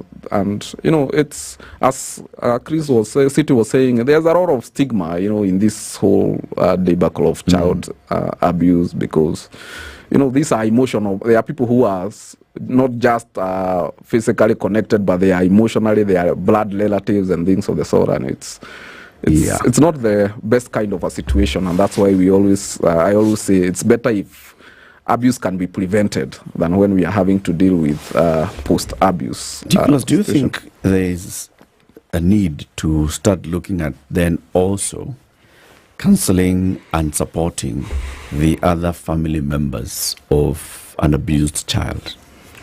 Because once it's identified that it's a mother, it's an uncle, it's a father who abused this child, and the others were not involved in it, then this whole stigma community comes in. The child still does not have a safe place to go to because of one reason or the other. Should effort be made to deal with the other family members? Yeah, absolutely. And even in I also have that such sentiments for even neighbors in urban areas, for example. If it's in a plot and a child was abused from there, I think the neighbors should also be informed. However, the limitation to this is to call for a lot of manpower to do it, to call for a lot of specialists to do it. And in most cases, resources are always more limited than the problems at hand. So at times, you work with what is mandatory and very priority as you cascade down to what you can afford to do and what you're able to do. Okay. Nicholas, thank you very much for this very good talking about our Justice Thursday conversation today being the plight of abused children, sexually abused primarily, but also other forms of abuses where children end up even on the streets and they are then rescued by institutions such as this one, the Rafiki Mwema Therapeutic Center in Nakuru. Nicholas Njogu is the country director. He's been our guest this morning. Keep it more here for more conversations. How can people get in touch with you if they'd like to? Yeah, we are reachable on email, rmtc@rafikimwema.com. Visit our website, www.rafikimwema.com. Our phone number, 0723 094 679. Okay. Yeah. So it's rmtc@rafikimwema.com. That's the email. Yeah. Okay, keep it here for more. Good morning. It's 8 a.m.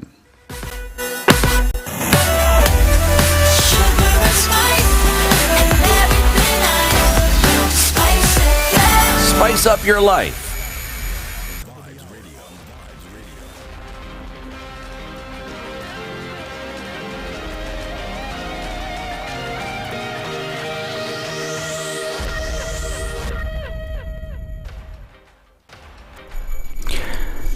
Good morning, this is Newswire. I'm Dennis Aseto.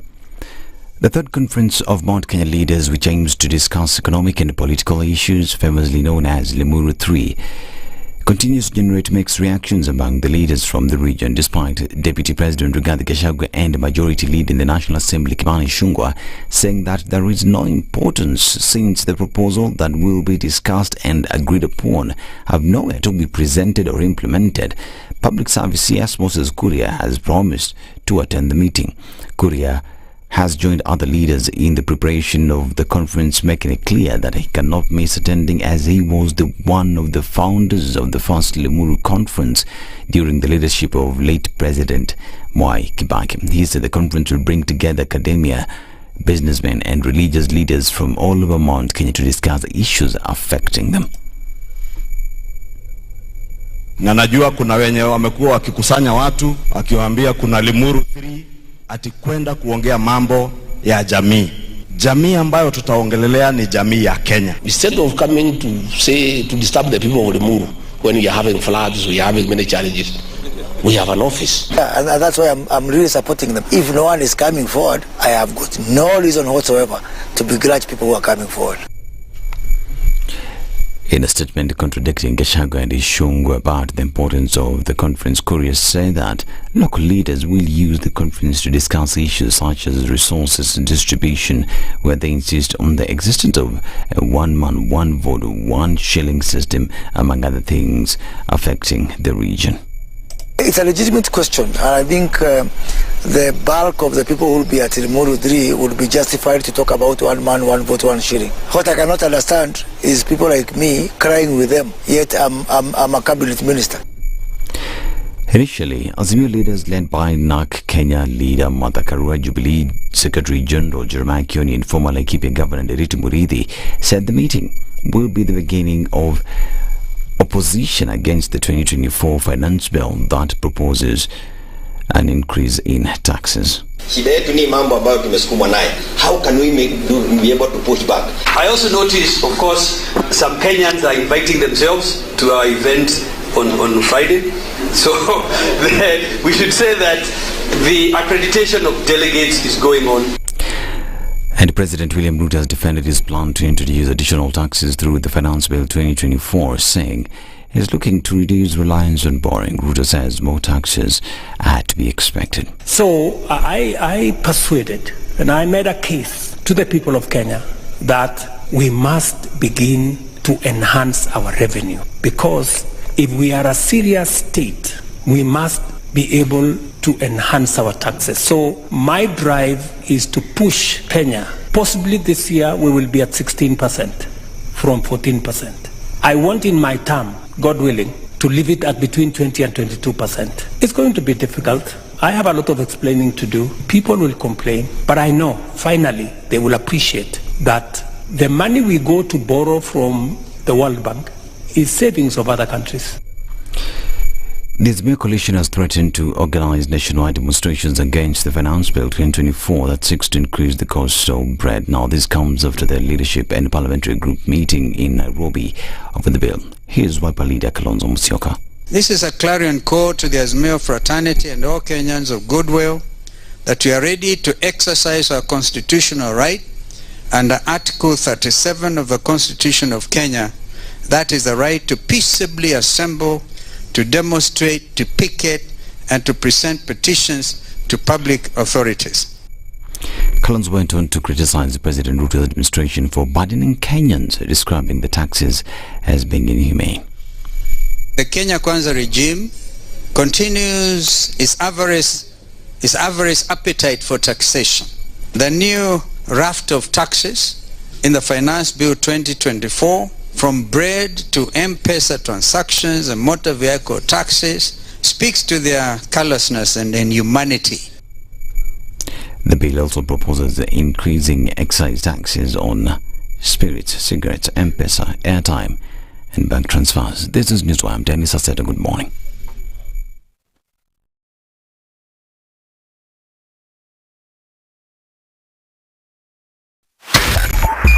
.5 Spice FM, Kisumu.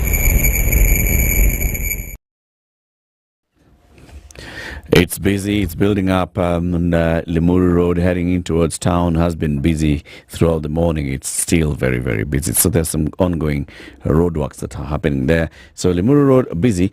Although Thika Road and Kiambu Road are behaving the way they normally behave, but it's moving. Once you get to the interchange, by the time you actually get to Pangani and into the Wangari Maathai and Muranga Road intersection, it clears up.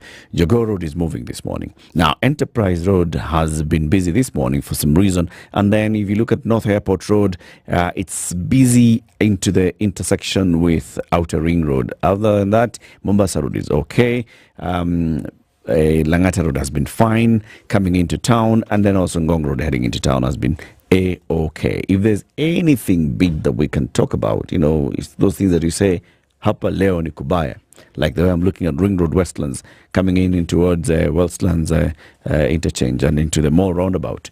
Those ones, busy, busy, busy. Be patient. It's moving.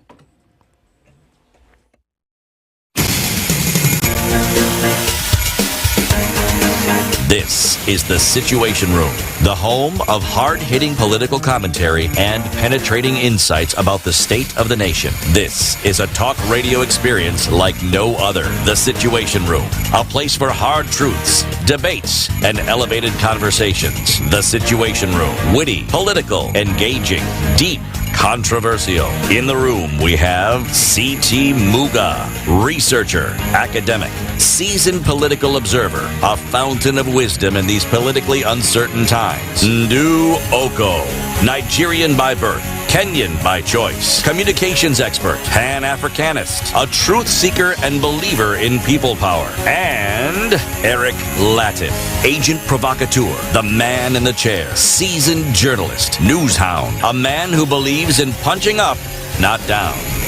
This is the Situation Room, the only way to start your day. Good morning. On to the third hour of the Situation Room this Thursday morning, the 16th day of May, 2024. Karibu sana. We continue our conversations. Have you registered for eTeams, ecitizen.kra.go.ke or *222# and then you choose the KRA option and go in and register for eCitizen. You said, City, that it's very easy.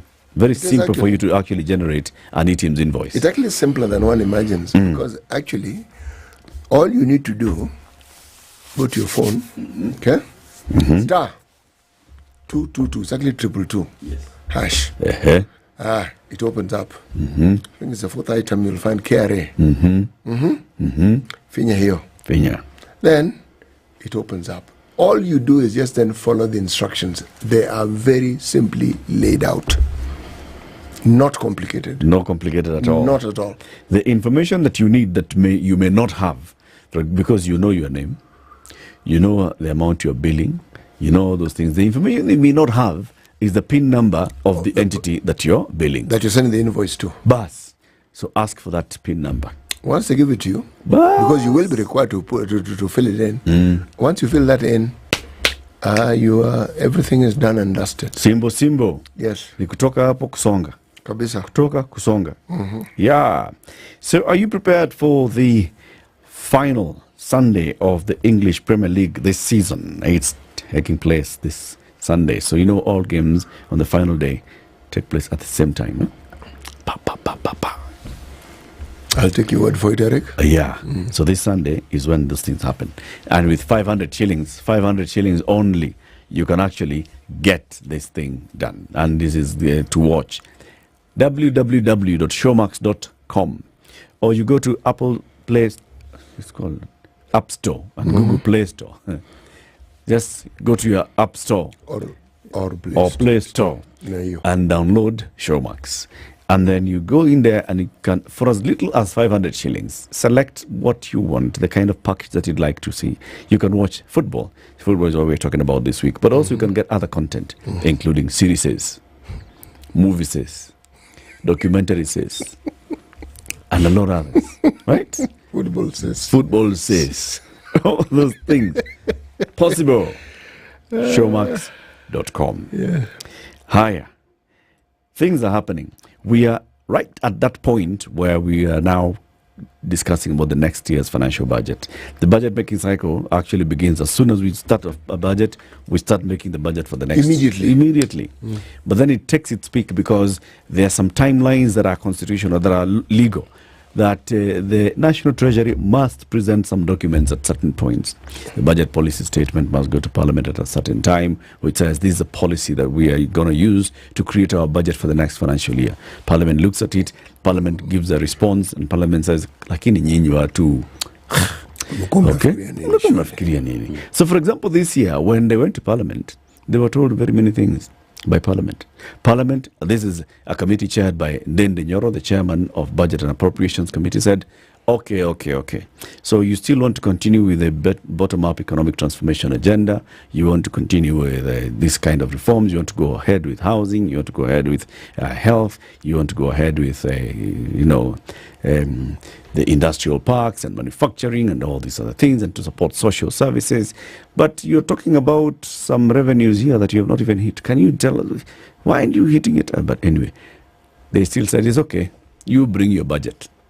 We'll have that conversation and see what's the impact of this and the rumblings that we feel in the society, and what could they lead up to. Our next guest is a man who is a lawyer. So when you have somebody who calls themselves a constitutional lawyer, and another one who calls themselves a what? The whole man of law, there are lawyers who specialize in tax. Tax lawyer. Who tells you, me, I do conveyancing. Those who tell you, I do company law. There are those who deal in, should we say, marital issues, otherwise known as family divorce lawyer. Family lawyer. They call divorce lawyers. They don't call it they call family lawyer. Family lawyers. I said they are called. They call themselves something else. Family lawyer. And then those who deal with criminal cases, and they're called? Criminal lawyers. They're not criminals. Criminal lawyers.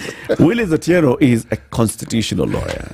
He's our guest for this hour. Good morning, Willis. Good morning, Eric. How are you doing? Bona, it's been a long time since you last came here. It's forever. You should be inviting me more often. Aye, Bona, yes. Welcome. Thank you very much. Welcome to the show. Piki Piki Ponki. Paka Mielo Disco. Bas. Now the Paka is mieloing. In the disco. In the disco. City, welcome him with the day's proverb. Yes, our proverbs for this week, the week ending tomorrow, are from the Republic of Malawi. The elders are the rivers where fires are extinguished. The elders are the rivers where fires are extinguished. Willis, what's your interpretation of this proverb? Because it shows that elders ultimately are the ones who will have the wisdom to determine if a raging fire that's a threat to the village can be dealt with. They have the solution, the experience to deal with the challenges that the society faces. That's how I see it. It's a good interpretation. It's a good one, eh? Oh, it's a very good interpretation. You like it? No, it is good. It's very, very good.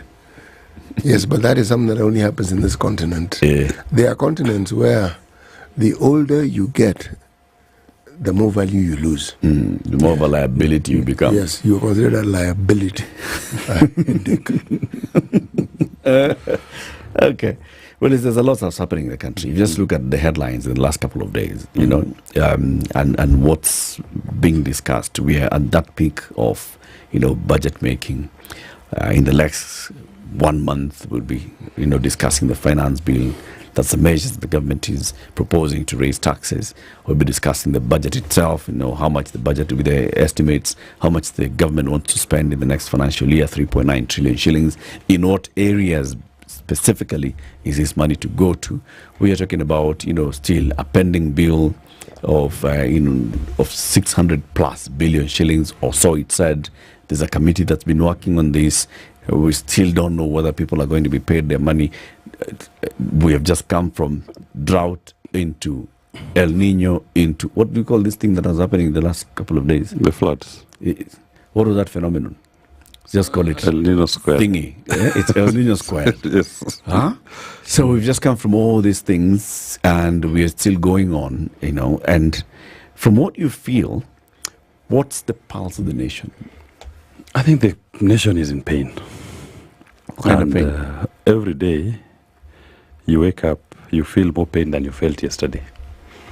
And that is Kenya Kwanza for you. Because we don't know what challenges we are going to face tomorrow, caused by the government or caused by nature. And the unfortunate bit is that the duty bearers are not showing any signs of alleviating or mitigating this pain. So that is why you see the sense of hopelessness amongst the citizenry, that the people to whom they've donated their power and their trust are not acting in a way that alleviates their pain.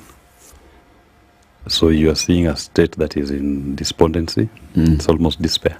And Kenyans on the streets, even on media, social media circles, if you look at comments, people are actually crying. It's a cry for help. If you are guaranteed that tomorrow's pain is going to be more painful than today's pain, and today's pain was more painful than yesterday's pain, that is now become a constant. Do you think, though, that sometimes you become unrealistic, unfair, and project, right? So there is a situation that you're in, and you want to place the blame on someone or something. And the easiest one, the clearest punching bag would be a government. And say, you know what, because of these floods, because of the kind of financial economic situation I find myself in, it's this government that's not doing anything. You know, it's not that we blame government per se. Like when it comes to the floods, you look at it in terms of what was the government response. We don't blame the government for the floods, but we blame the government for its response. What have you done to mitigate? What have you done as government to ensure that you alleviate the pain that people are going through? And why government? Because every Kenyan, even a child born today, is already paying tax to this government. And Kenyans have donated their power to the government to do certain things on their behalf. So the government is like a big brother or even a parent, so to speak. So when we donate some of our sovereign powers to this body politic, we expect it to be responsive. We understand that if you're left in a state of nature, certain things may happen, and we may not individually be able to respond to them. That is why you donate part of your sovereign power to this body politic, and you even proceed and fund it. You give it money. So if it is not responsive, then you cannot blame your neighbor. But it doesn't mean that because you've donated your power and you've even funded it, it's going to be the solution to everything that you face. That is why I've said, and it cannot be the immediate solution. What is their response to mitigate? We judge them based on their response to mitigate. If you look at now the recent floods, for example, Red Cross was more responsive than government. In and what yet, way? in terms of the emergency response, Red Cross was more effective. Red Cross was appearing more than government. They were quick to respond to the emergencies when they occurred than government did. If you look at now, for example, the cost of living, there is no individual person or private sector that has increased or proposed to increase taxes. It's the same government. So why should I blame Safaricom for my taxation, my economic pain? It's the person who is producing this finance act bill that bears the responsibility. So you must blame him. The cost of living is not a question that you can say an individual or private sector is responsible. It is the duty bearers. It is government.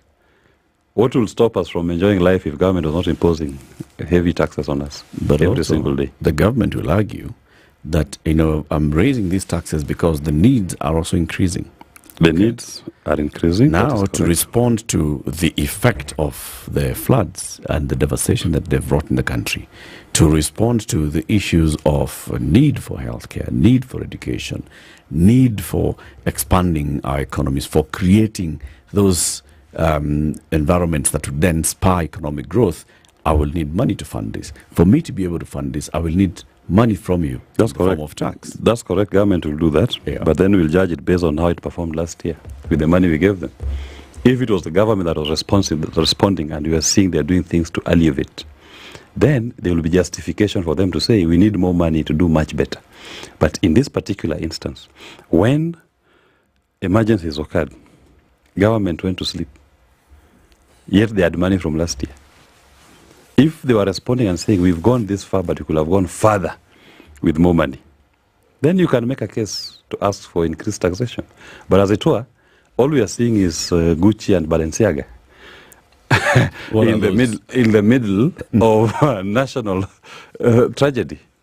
They couldn't even declare the floods a national disaster. Why? Because declaring a national disaster will mean you mobilize resources, money, personnel, deploy to respond. So they thought we are going to save this money that we have to buy Balenciaga at the expense of the poor Kenyans who are suffering. What on earth is Balenciaga? Balenciaga, those are designer clothes that nowadays Kenya Kwanza leaders wear. You know, they wear belts, Gucci belts and shirts. A watch worth 20 million. Shoes worth 1 million. With whose money? With their own money? With people's, we know their salaries. They can't afford this with their salaries. So obviously it's coming from... Not? If somebody has decided that they are going to spend their salary... No. If you're a minister, your salary is around 900,000 Kenya shillings. And yet you're wearing... you save for a year. You save for a year. 100,000 for a year. That is not 10 million. It's not, and yet you're living. And that is if you save the entire amount. Yes. So how are you living? And you can't save the entire amount. The question though, every time I look at government and I look at the nature of government and the continuum which is the government, sometimes I think our comparisons are unfair. And I'm going to say why I think they're unfair. Have we been in circumstances such as the one we find ourselves in, whether it is with previous governments or historically very long ago governments, whether it's in the colonial times or at the time of independence, where we've had similar situations and we have actually seen responses. So we can actually compare and say, okay, in 1961, case in point, there was similar rainfall. There was a backflow from Lake Victoria. We had these problems. Yes. What happened? Then you take it further. 2020, there were some very, very serious rains. What did we see then? How did the government then handle these matters? Because, again, when I say the comparisons are sometimes unfair, it doesn't mean that what we're saying now is unfair to the government. It's unfair in that we don't look at all the issues that we should look at. That is the unfairness of it. If you look at the problems that have been caused by this deluge we had the other day, the focus seems to have been around Mai Mahiu. Okay? But I mentioned 2020 because 2020 when we had these floods, northeastern, people were literally marooned, meaning they were cut off, completely cut off. We've had cases, we're being told by a member of parliament who comes from Mandera, of our children who are actually sitting on top of their desks with their feet in water, sitting for exams. Okay? So, the resources that were given in 2020, can we then argue, because that was a different government, that they did what was within their means to be able to actually resolve the problems, and then we bring it now to this government? Why? If the previous government had done some of what they were supposed to do, there would have been perhaps a little less for this government to do. But it appears that with every successive government, not much is done. So when a catastrophe occurs, it's of monumental proportions. Starts afresh. But to be fair, look at when Kibaki was president, his administration. Budalangi was constant in this country. It was. And the interventions by government, in a way, turned those floodlands into rice paddies. They went out on a very intentional program to transform what was a tragedy into a success. And we don't hear people in Budalangi crying as loud as they used to before. No, it's a slight whimper, yes. But not Wales. No. Just also to an extent also in Ahero irrigation scheme, the same thing. So we are simply saying it's not that you don't have a reference point. They can just go back to the blueprint that Kibaki was using. What did you do to address these floods or these challenges when they happen? And apply it. But in this particular instance, forget even about the flooding. Look at the emergency response. Red Cross has been here all these years. Red Cross was the first in Madare. Red Cross was the first in Elwak. And yet, in terms of infrastructure and resources, the government has far much more than Red Cross. We are supposed to have a national disaster management unit. Why was it not mobilized? Why was it not activated to respond to this? The unfortunate thing about this is, even if we lose one Kenyan that we lost, that's a life lost that is not comparable to money. We lost over 200 Kenyans. We'll never recover those people. Just because you don't want to expend resources and money into dealing with the margins as they occur. And the signs were there from the beginning. By the time we had lost 10 people in Madare, it was clear this is a tragedy that is coming. What was the response? So we don't blame government for the floods. We blame government for their response. They did nothing. In fact, in Rwanda, people are on their own. They had to buy boats. It is individual citizens. There's a young lady, I think she's called Anifa, an individual who was just doing crowdsourcing of funds on Twitter just to buy basics to go and distribute in Madare. I mean, if an individual can pull resources on Twitter and go with it to Madare just to help alleviate the pain of those people, what can government do? There's this gentleman in Rwanda who got a boat and was moving around Rwanda to rescue his neighbors. An individual. Government has how many boats? You even have a coast guard. You have an entire navy. You have a national youth service. Well, no, you cannot bring a warship into Rwanda. No. They can come with boats. they are better placed to deal with matters or situations where the problem has been caused by flooding or by water, and probably any other institution. Exactly. Yes. So why didn't we deploy that? That is why we say the buck stops with the government. But in this particular instance, it's individuals. And what is the government response after this?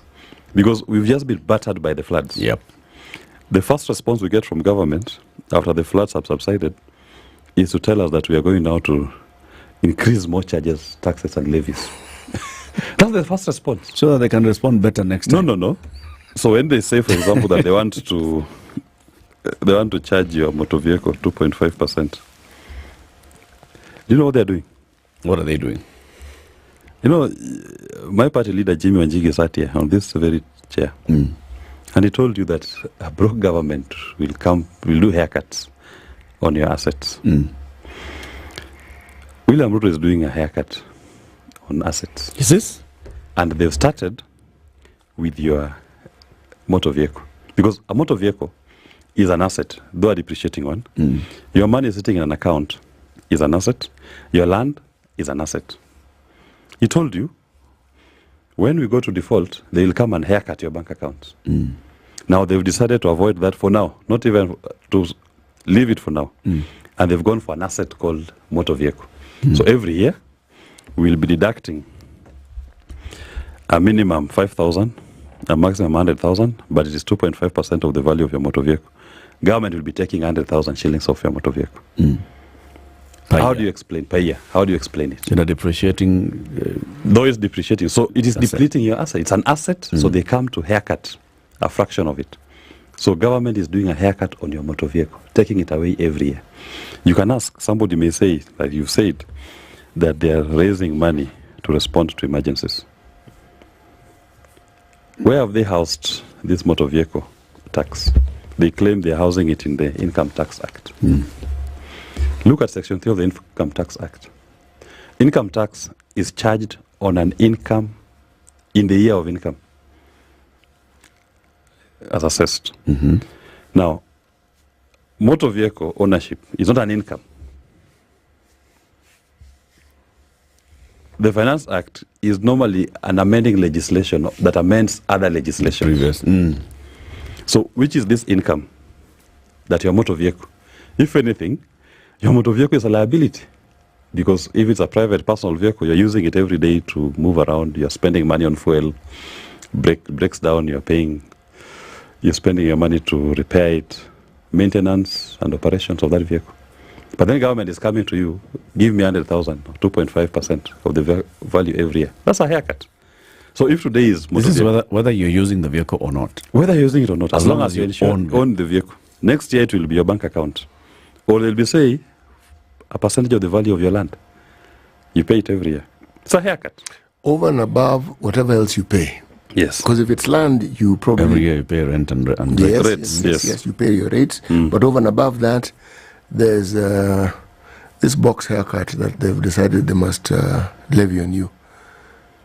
Where else have we seen these sort of taxes being levied on the citizens in this? In the entire global community, there's no other country that taxes an asset. What normally happens is, and we have it in Kenya, is capital gains. So if you have a capital asset that you dispose of, then the gain, the top side, that is what is taxed. What is taxed. But you cannot tax somebody for an asset. Even property, for countries that charge property, the rates are charged for the services rendered to that property. It's not a tax. But you know something, Dugo? This debate is never complete until the Bretton Woods institutions are brought into it, and the demands that they put on people who choose to go to them to borrow money. Yes. How they go about their business, I've never really fully understood, because when I look at the policies and how they go around applying it, I can only talk about a jurisdiction I live in, like Kenya. I do not see the good those things do, but nonetheless, those are the terms that they come with. Could we therefore say that perhaps this government finds itself in a position where they've gone to the land of last resort, and some of the policies that they are now enforcing on the citizenry are the result of what they have borrowed and the conditions that have then followed the borrowing? Correct. In fact, what actually is happening is what you are saying, that our sovereignty is being invoked. Because who is the sovereign?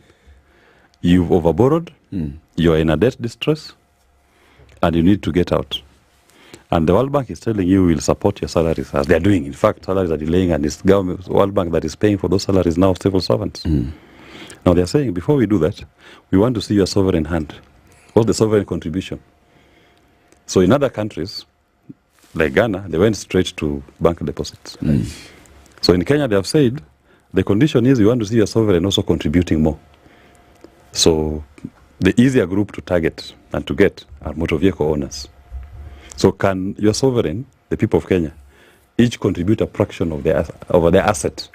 So you come up with a motor vehicle tax to fulfill the IMF conditionality, that the sovereign has also contributed over and above their tax.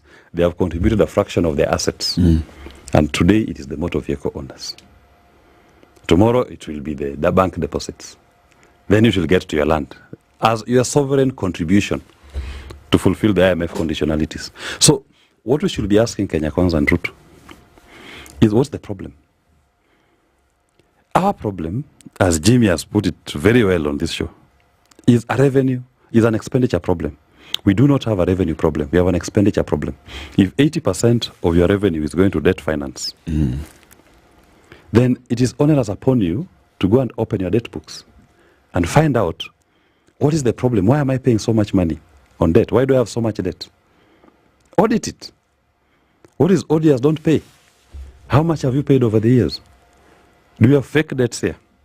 Because it seems we have fake debts that is strangling us, and now you're forcing the sovereign to make a sovereign contribution.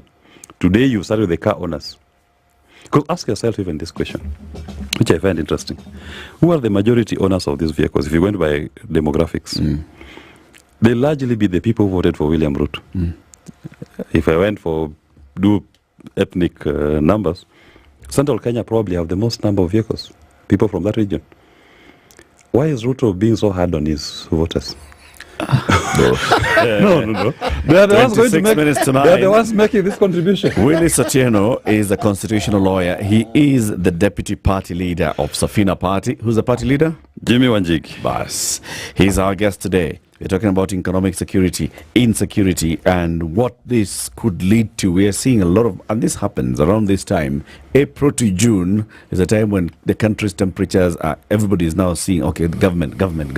We're in that season. It's April to June. Budget is out. The president said just the other day, when I came into office, I told everyone to tighten their belts. I am not going to preside over a bankrupt country, a country in debt distress. We have to cut our spending. So you both are saying the same thing, okay? The party leader of Safina, party leader of UDA, saying the same thing. We have to cut our spending. We have a spending problem. So now what is the issue? We'll be back shortly. This is the Situation Room, the only way to start your day.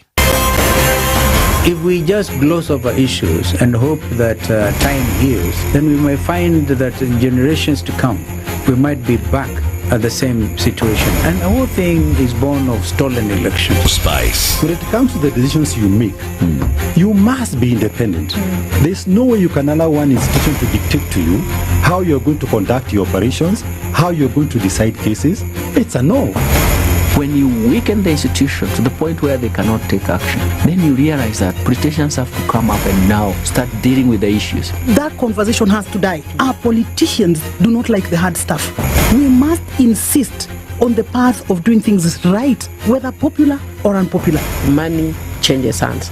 That is a fact. If you have political goodwill at the highest top, like in Rwanda, then corruption will be an issue of the past. If you don't have political goodwill at the top, we will pass laws, we will amend laws, we will continue passing laws and re-amending laws, and nothing will happen. This is the Situation Room, the only way to start your day.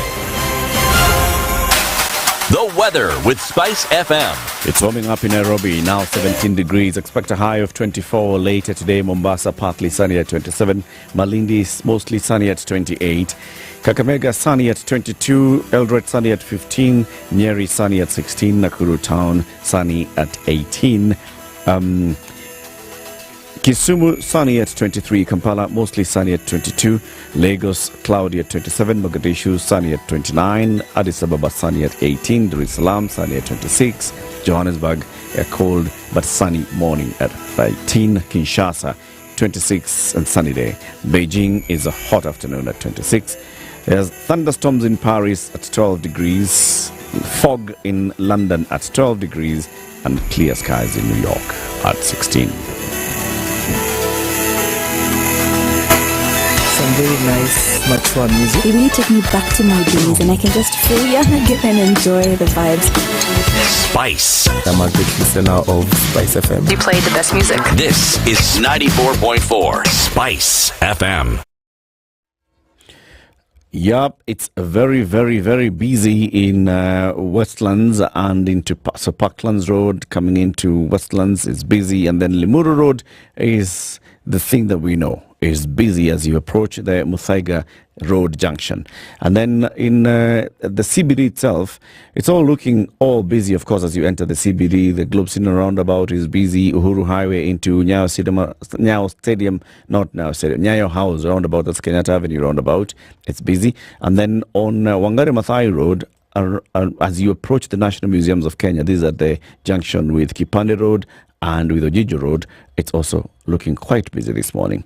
Jogoo Road has been behaving very well. Now, Langata Road into Nyayo Stadium roundabout, and then Langata Road into Aerodrome Road into Bunyala roundabout. There's a bit of a snarl up there. Just be careful. Langata Road has eased off. The only traffic now is from the T-Mall Junction up Mbagathi Way, heading out towards the City Moche roundabout. Mature, intelligent talk every morning. Spice up yourself.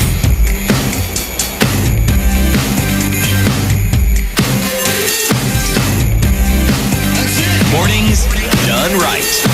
94.4 Spice FM, Nairobi. Willis Otieno, the Deputy Party Leader of Safina, is our guest this morning. He's also a constitutional lawyer. We're talking about, economic insecurity and, the possibility of people just rising up to make noise about this. But Willis, we see this. As I said, we're in that season, a period between March to June, when the government gives its budget policy statement, its budget estimates. Those ones are not even an issue. The finance bill, the moment it's published, now for the second year running, people are more aware of a thing called a finance bill. And they start looking into the details of exactly what this means and where the money is coming from. And then they start asking, where is that money going to? Then after, when it comes to July, that fades. Do you think that this is just a cyclical thing, that even those in power, even if you, as Safina Party, took power, you'd be coming knowing, they'll make noise, we'll pass the budget, and then come July, we move on? No. As we believe in responsible government. Because when you are government, you're accessing a donated power. And you're supposed to be accessing it for the benefit of the people to whom who have donated it to you. So what is called noise, in our Constitution, Article 10 and Article 118, is referred to as public participation, which Kenya Kwanza is very bad at. They don't seem to understand that public participation should be both qualitative and quantitative.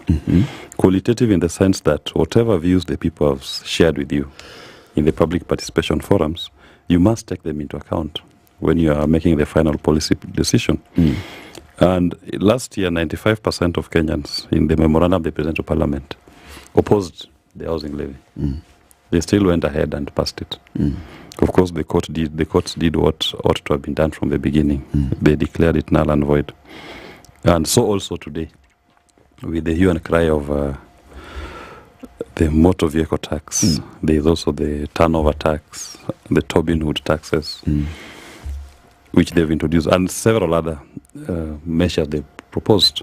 And you're seeing an almost unanimous rejection of these measures. It's onerous upon them to drop.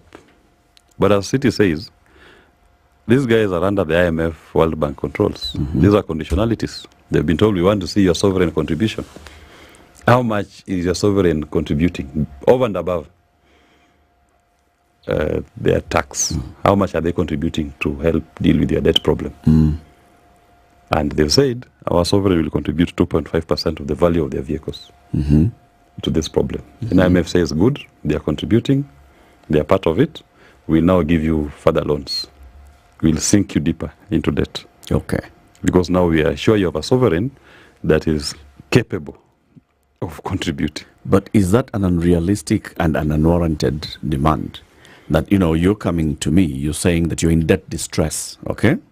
You went and borrowed, you went to the commercial markets and borrowed at whatever exorbitant rates, you went to other countries and you borrowed and you brought in money. Whatever you did with your money, okay. But now you're coming to me and you're saying that you're in debt distress. I've got to ask you, so, on the side of the World Bank... And the people who have borrowed through the Bretton Woods institution, it's the sovereign people of Kenya borrowed through their government. Yes. So the sovereign people of Kenya through their government have got to contribute something, chip in, so that I can also support you. No, on the part of the Bretton Woods institutions, I mean, that's a fair demand. Because you are in debt distress. I didn't cause it. You caused it. You are a country with people. They are the sovereign. That's why when you call these debts are called sovereign debts, it's because the sovereign guarantees it. So can we see your sovereign contributing? That is okay. That's on the part of the World Bank. Okay. But the question should be on the part of the duty bearers in Kenya. By the time you're asking of us to make a sovereign contribution to this debt, then it is upon us as expected contributors to know the nature of exposure. Because I'm being asked to now bail you out as a sovereign because of your debt. So open that debt book. Give me the debt register. Show me, let me understand the full extent of the exposure. How much debt do we have? Who do we owe? What are the terms of those debts? What's the interest rate? Was it legally procured, that debt? Did it follow our laws? What was the money used for? Did it even land in our country? Or am I being asked to make a sovereign contribution to accommodate a debt that went into somebody's pockets, didn't even arrive here in Kenya, didn't fund any project in Kenya? Then I will say no. Go for the person who took the money, who benefited from it. It didn't benefit me. But if it came here and it built a bridge, it built a road, then, and you ask me as a sovereign to make a contribution of 2.5% of the value of my motor vehicle, I will say, okay, fine. It built the road from Mombasa to Nairobi. It's now a superhighway. I'm using it. It's the price to pay for good roads. But if it didn't, and Kenya Kwanza wants us to make a sovereign contribution of 2.5% of the value of our motor vehicles, without telling us how the liability was incurred, that is problematic. And as I was saying just before we went to the break, for Kenyans to understand this, I believe that Kenya Kwanza and Ruto are not mad. They will not be so harsh on their voters like they are. That how can you target this cluster of voters and impose upon them a very huge sovereign burden?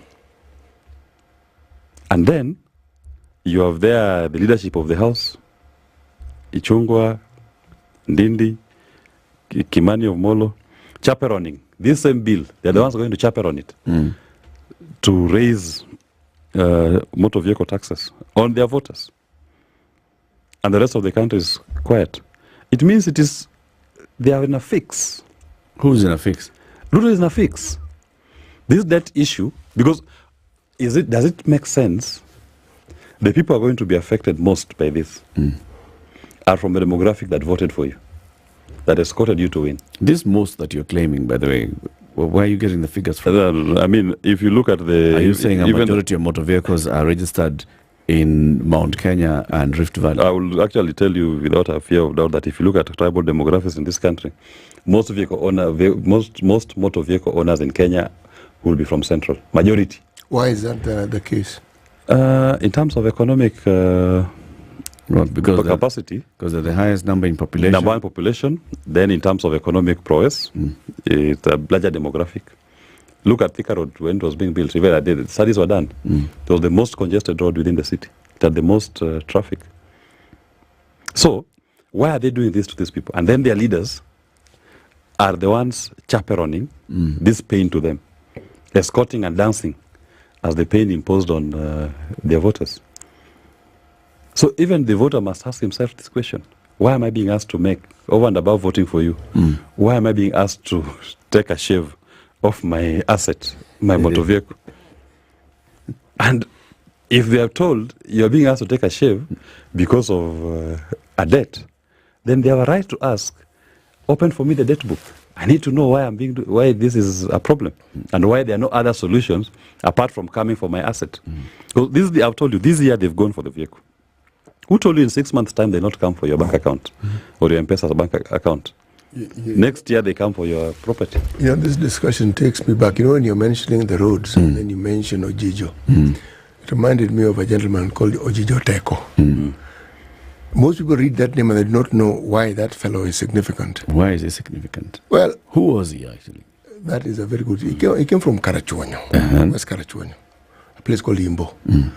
But the thing that brought him to the limelight, he formed what you call the Kavirondo Tax Association. Okay.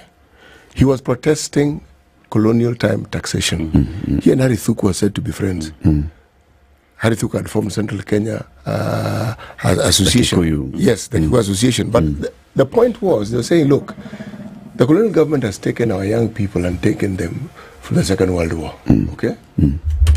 Now, they wanted to take cows from us because it was cows. And they're saying, no. You are not going to... You can't tax us like this. We understand that the government... They understood because Ojijo Teko had actually gone to Maseno and then went to the US to study. So he wasn't an uninformed person.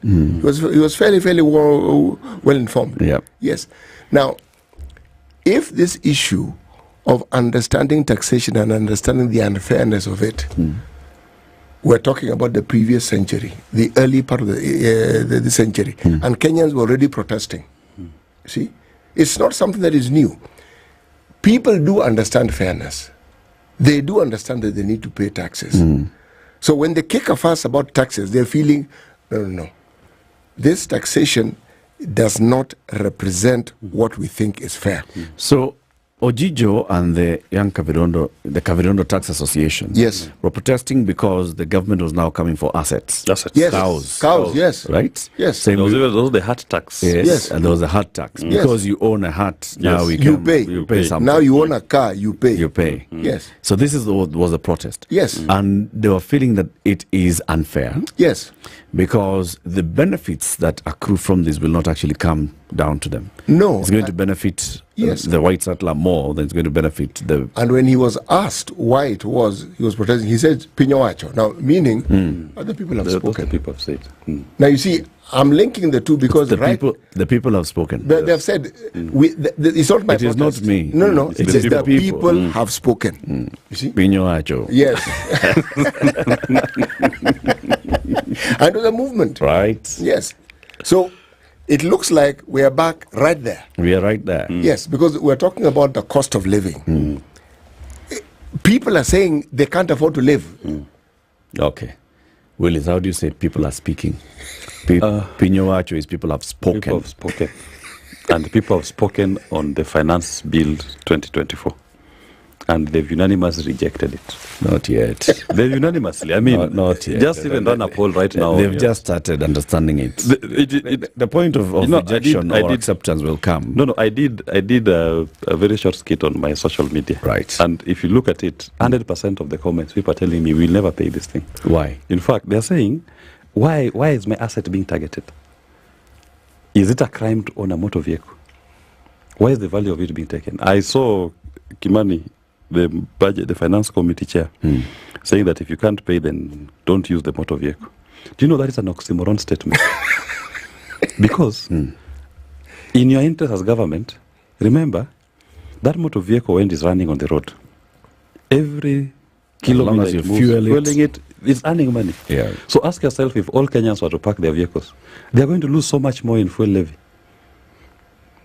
So ideally, you should be encouraging people, coming up with measures that encourages people. You know, why I'm saying we have not yet at Pinyowacho is because people have not spoken. The people are now discussing the Pinyowacho. Or maybe you can say Pinyowacho. Pinyowacho. People are speaking. That's what I was asking. What does it mean? Or how do you say people are speaking? Pinyowacho. Right? Yes. So people are speaking. As they're speaking, they get to understand and interrogate the finance bill more. Right? Yes. I mean, it's unrealistic to expect that because we saw the finance bill being published over the weekend or the end of last week, people have already understood. And it's still now at that point when you're having this conversation. And if people get to a level where they understand, because they've got to understand, not that those things of, understand, this tax goes here, this tax, this is a raising of tax, this is a new tax, this is an old tax, this one has been reduced, this one has been increased, then we can now say, okay, from an informed point of view, we are saying yes to this, we are saying no to this. Okay, how do we get the people there? And part of the conversation should be that what is even the explanation to accompany the debate? Because in Treasury releasing or Parliament releasing, publishing the bill, what are the explanatory notes that accompany that bill? Number two, when you talk about this is the budget phase. And budget, as per our constitution, is both the estimates of revenue and expenditure. They've given us the revenue raising measures to finance the budget. Have they given us a totality of what the expenditure is going to be? Because that's where we should start. Because you want to raise this much from motor vehicle tax. And if you look at, we have 4.5 million vehicles in Kenya. If on average you are going to say that you'll be paying 50,000 per motor vehicle on average. Per year. Per year. That's almost 200 billion Kenya shillings. What is this money going to fund? What is it going to finance in your budget? It will come. So they should have told us, no, you don't start by raising the money. and then finding use for it. No, you should start by saying it started for this financial year. With the policy statement, it has given you the overall picture. No. The budget policy statement has given you the overall picture. That is, we want to finance these sectors, these programs. Total, initially 4.2. Now, because we are feeling sufficiently philanthropic, let's reduce it to 3.9 trillion. Okay. Now, you're told this is okay. The next thing is, so why are you going to raise the money? What are you going to finance? We have the finance bill. We've got the appropriations. The Appropriations Act bill comes after. The appropriations. Which aligns the budget estimates. Basically will come with the line items. Yes, the line items. So ideally, that's what I'm saying, for us to understand some of these things. Yes. You want to raise 200 billion. Yes. From motor vehicle tax. Yes. Part of the explanation should have been, I want to raise 200 billion from motor vehicle tax to use it on ABCD. It is there. It's not there. You look at the BPS. It's not there. There's a budget estimates which are in the various committees. For example, the Committee on Administration and Internal Security was questioning a proposal to spend 2.6 billion shillings on refurbishments in the Deputy President's home and office. And office, yes. Right? Yes. So you see, under the various departmental committees, they are looking at the items of expenditure. I agree. They are going to spend, let me tell you, 1 billion on First Lady. On First Lady. You don't know, so let me just tell you. Tell me the 200 billion on motor vehicle. We are going to spend 2.5 million shillings to purchase household appliances for the Deputy President. We are going to spend 37.5 million shillings to purchase office furniture. So you can see that when you raise that motor vehicle, the 200 billion, it is going to buy household appliances. Personal comfort. So you are taxing my asset for the personal comfort of an individual. In a situation... Office. No, of an individual. In office. Manned by an individual. Office. In an economic... When you are facing an economic crunch, you are more concerned about your comfort. That's why I say, tell us what you want to use this money for. And they've told us as you put it. Yeah. Now, are Kenyans going to accept that I'm going to shave off my asset, devalue my motor vehicle by giving government a fraction of it?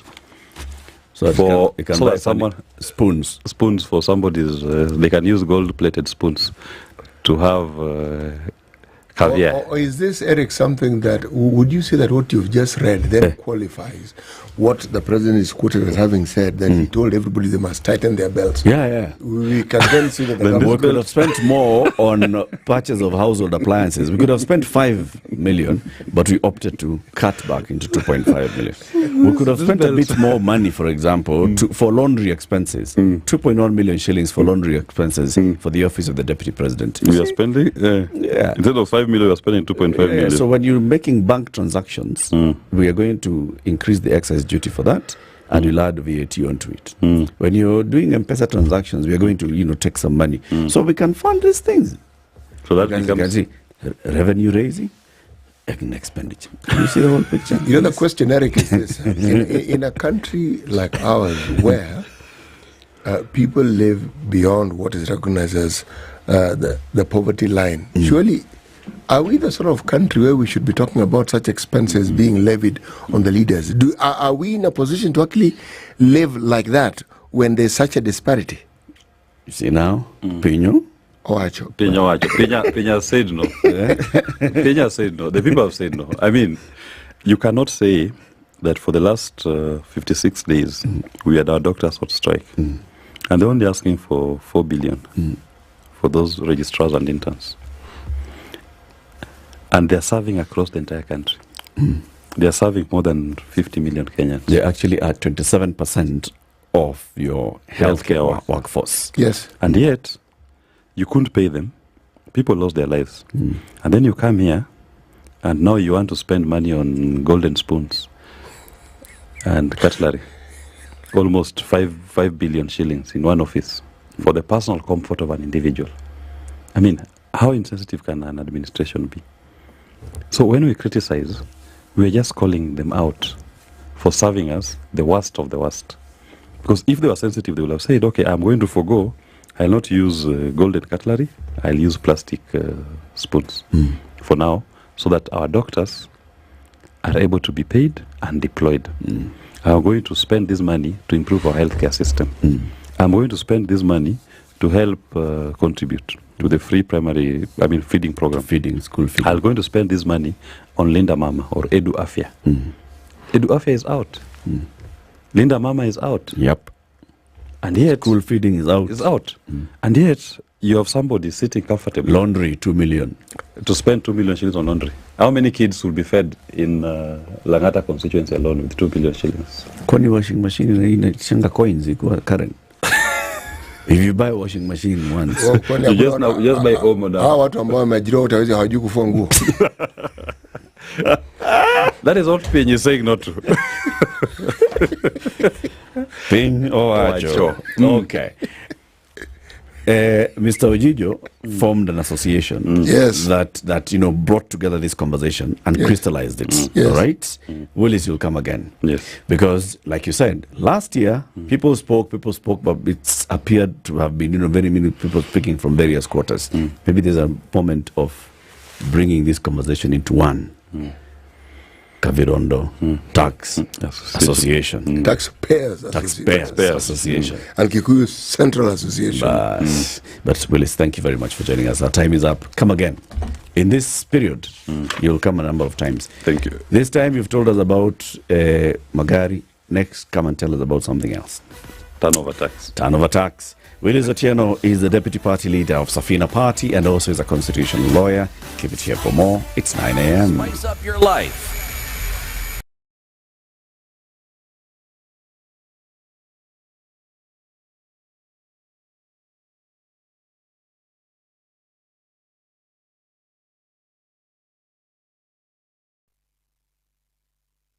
Good morning, this is Newswire. I'm Dennis Aseto. A bid to enact a law to end perennial supremacy battle between the Senate and the National Assembly has hit a snag in what could further perpetuate the squabbles. The development came after the Senate rejected a bill by the National Assembly that stipulates the roles of the two houses to end the fights. Senate Justice, Legal Affairs and Human Rights Committee has recommended to the House to reject the Houses of Parliament Bicameral Relations Bill 2023. The panel, chaired by Bomet Senator Hilary Segei, argued that the proposed law is unconstitutional and limits the legislative mandate of the Senate. 19 people have been detained at Siaya police station following their arrest at a Chang'aa den on charges of being drunk and disorderly. The arrests were made during a coordinated crackdown on illicit liquor carried out by a team from the National Government Administration and the Kenya Police Service. Siaya County Police Commander Cleti Kimayo reported that the operation, led by Assistant County Commissioner Kaleke Kuyot, also resulted in the arrest of Lydia Atieno Okuta, the owner of the Chang'aa den, who was found in possession of 1 liter of Chang'aa. Now, former President Mwai Kibaki's son Jimmy has resigned as deputy party leader of the New Democrats.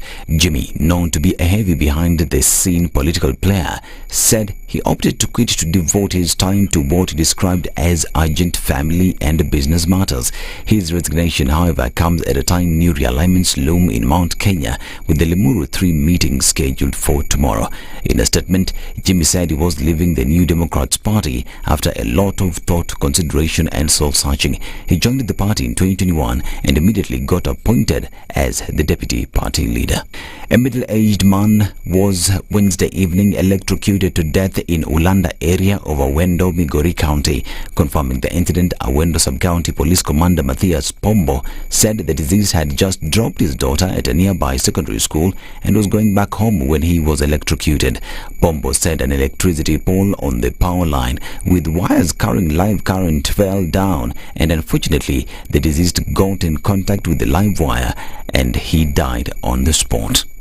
Police are investigating the discovery of a woman's body at a river meandering through Nairobi City at the Globe Cinema area. The body had been swept downstream to the site where it was discovered by the public. It had been stuck at the riverbank at the time it was discovered on Wednesday.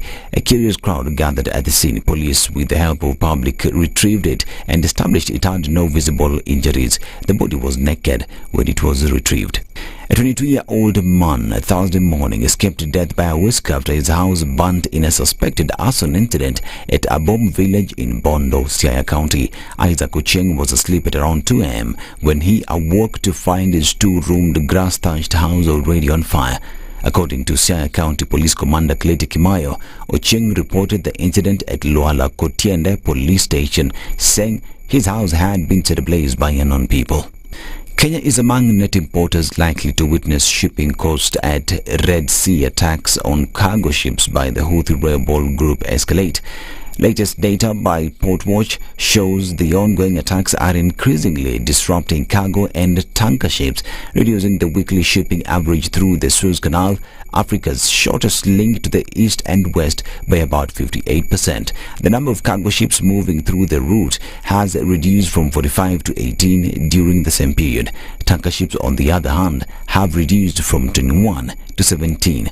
The figures point towards a reduced shipment of essential commodities from exporting countries into Africa, driving up demand, which consequently pushes up prices. A woman charged with the murder of her husband has pleaded for leniency and forgiveness. Jennifer Nziko-Mbua, who appeared before Makueni High Court presiding Judge Teresia Matheka, said she acted on self-defense.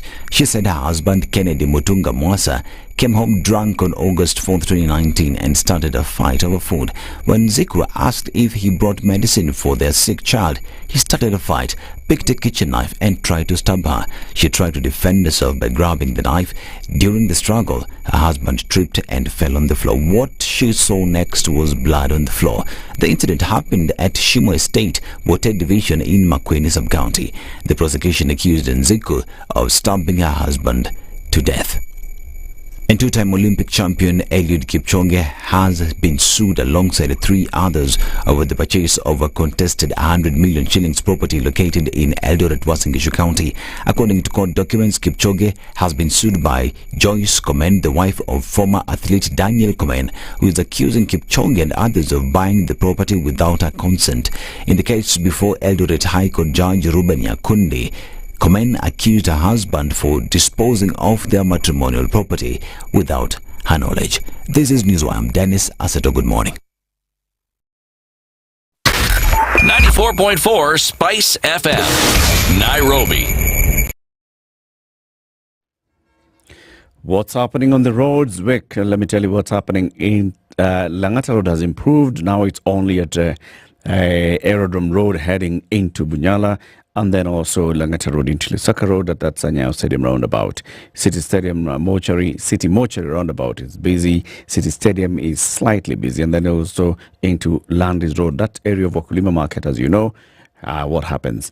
Kembu Road has cleared. Thika Superhighway is now beginning a survey coming towards town, but it moves. Once you get to the Pangani underpass, you will be okay. You can either choose to go into Muranga Road or you can go into Wangari Maathai Avenue. You'll be fine. But if you go into Muranga Road, you'll get to Ngara. You'll find some traffic along the Globe roundabout, but it will move. Muthaiga, this is Limuru Road, has been busy for a couple of months because there are some constructions going on there, but that keeps happening. Lower Kabete Road coming in towards Westlands is busy all the way from the Zen Garden coming towards Westlands. Busy. Any major incident you think we can talk about, let us know. We shall talk about it.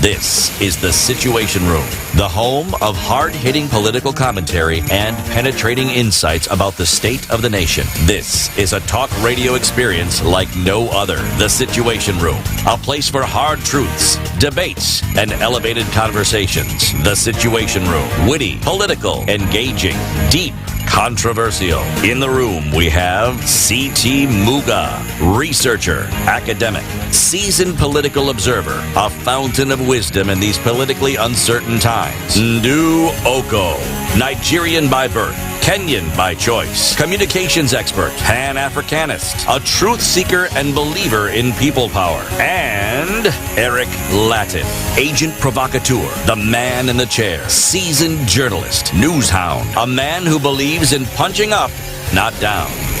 This is The Situation Room, the only way to start your day. Good morning. On to the final hour of The Situation Room this Thursday morning, 16th day of May 2024. Have you registered? Have you started using eTeams invoicing system? It's very simple. Star 222 hash. Right, City? Yes, Star it is. 222 hash. That's what it is. And the eCitizen one is ecitizen.kra.go.ke. Yes. Mm-hmm. You know, matters of tax are usually thorny. Yeah. But the truth of the matter is this. When you have an obligation fulfill it. Yeah. Exactly in your interest. Yeah. Even when you want to have a say about it, even if you want to protest about it, protest about something you've participated in. Yeah. Because you can then ask when you've participated, where has my participation led to? See? KRA have the task of ensuring, that is their job, of collecting taxes. And that is what it is. And those taxes are actually for our benefit. Very good. Yes. That's Kabisa. So the obligation now is that every time you're issuing an invoice, issue a tax invoice. Yes.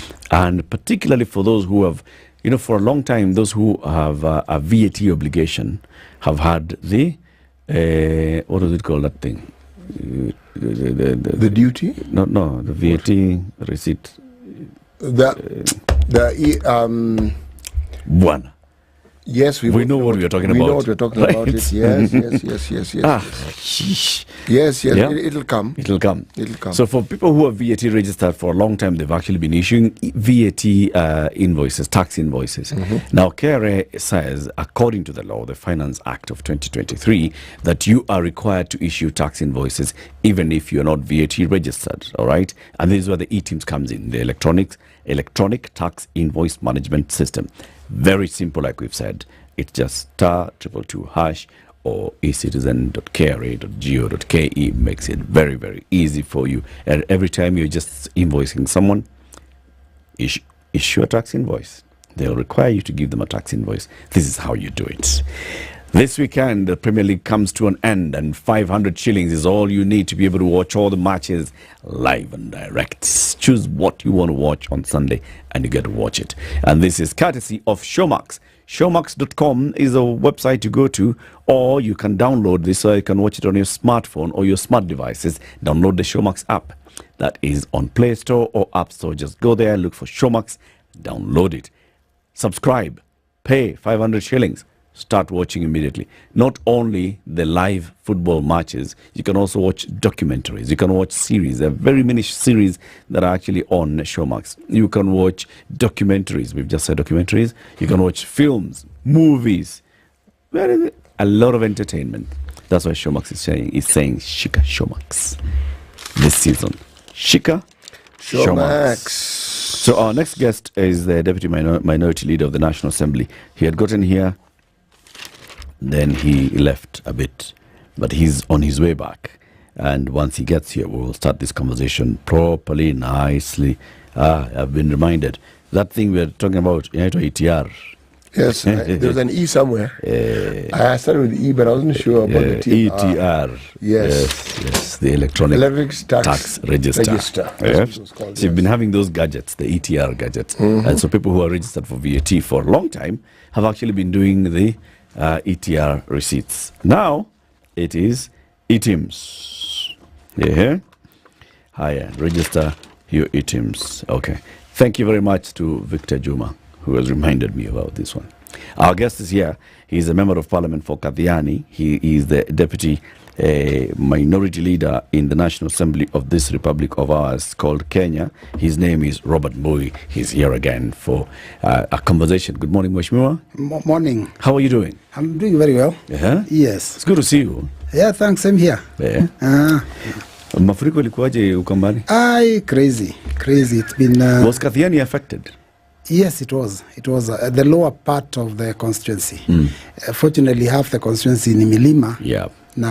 So that's what I was asking. Was Kathiani the hilly area, the hilly area is not as bad as the lower lands because of there's quite a number of people who lost their homes. Wow. I mean it's been tough. It's been quite tough on our people. But I think it's across the board because everywhere in the country it was bad. Was crazy. It was bad. Welcome to the show. City, welcome Mheshimiwa with the day's proverb. Yes, our proverbs for the whole of this week come from the Republic of Malawi. Okay. Today's proverb: the rivers. No, it's actually the elders. The elders are the rivers where fires are extinguished. The fires are the rivers. So again, the elders are the rivers where fires are extinguished. Mheshimiwa, what's your interpretation of this one? Maybe when you rivers. What do you mean rivers? Rivers. Mito or rivers. So the elders are the rivers where fires are extinguished. Yes. Well, I guess it just means that once people are mature, then they're able to, to put off small fires, to give the right direction. Yes. To resolve issues. And to resolve issues, yes. When you have elders Yes. who are mature enough, Oh, yes. who can identify what a fire is. Yes. It begins with that. You can have elders whose task is to light fires. No, I think the proverb kind of implies that there will be less fires lit by the elders, maybe more fires lit by the younger ones. Yes. And then it will be incumbent upon the elders now to continuously keep pouring the rivers of water to just douse the fires. Constantly just put off the fires. Yeah, that's true. Mheshimiwa, it's been I don't know whether I call it busy. Okay, of course, it's the National Assembly, from the committees to everything else, it's busy. You're in the leadership of the National Assembly. Now we're in the season where we are at budget, so we'll discuss that shortly. But we were treated to some drama just the other day on an issue of impeachment of a cabinet secretary. And you are among those that were in the 11-member team that sat to listen and interrogate this matter in detail. And then it came out and people were like, it's like we expected anything better. Like, what did you expect? Did you actually expect that this guy was going, come on. Did you get that from the people? From the moment the Member of Parliament brought this to the House, to the moment the Speaker said, all right, it meets the threshold, to the moment Members of Parliament voted to actually accept this motion for impeachment, to the moment a committee was established, did you hear people telling you, kuna kazi? I think for the first time we were very optimistic. When it started, we were of the opinion that for once Parliament has stood up with the people and defended the people. Because you see, there are several things that happened. First, the motion was passed by the Speaker. Yep. He could have, as an apologist of the other side, he could have also used his powers to deny the member the opportunity. To extinguish the fire.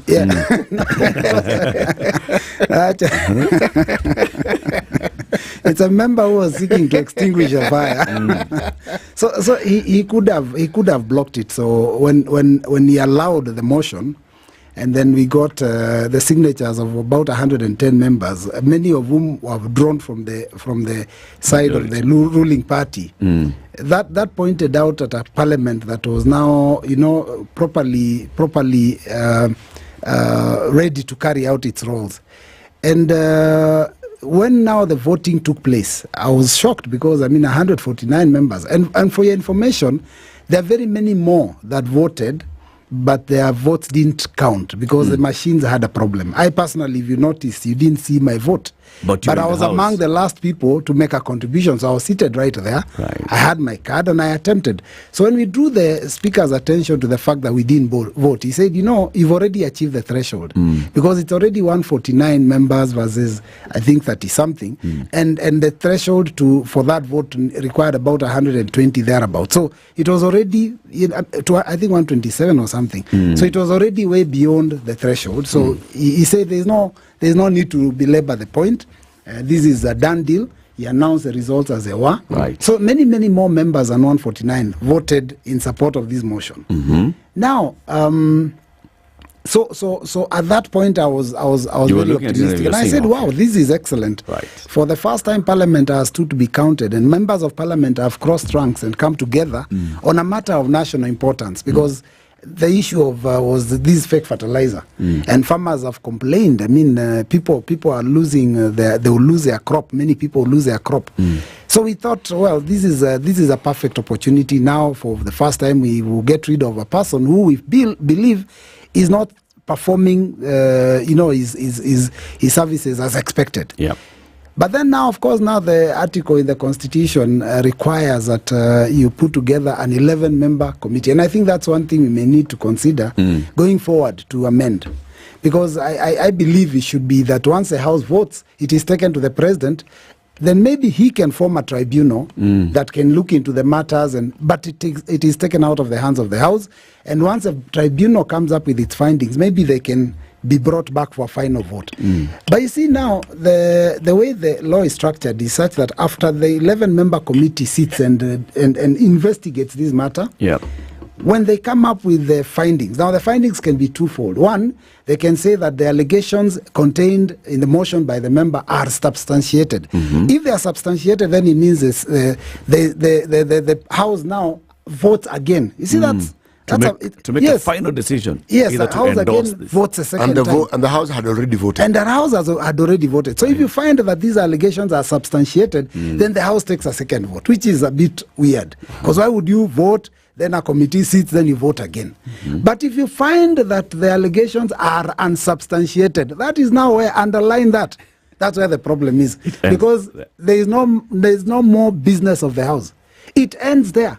The CS continues with his posh cars in his posh office, dealing fake fertilizer to the rest of the country. The drafters of the Constitution were actually dealing with an independent arm of government called Parliament. Yes. And they were dealing with independent legislators representing their people and performing their roles perfectly as oversight and legislation. And therefore they anticipated that if Parliament says, yes, let us adopt this motion, and Parliament forms an 11-member tribunal of its own members, then those members will act independently and investigate this matter. And then they will actually use all their senses to come and say, no, we have not met the threshold, these are unsubstantiated, or you've met the threshold, these are substantiated. That was I expect that that's what the drafters of the Constitution, one of them is in that Parliament of yours, called Otiende Amolo, and others, they'll tell you that's what they had in mind. And then now the politics.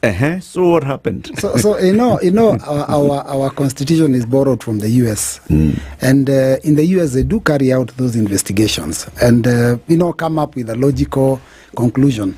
Now we had 10 days to make this decision. Now the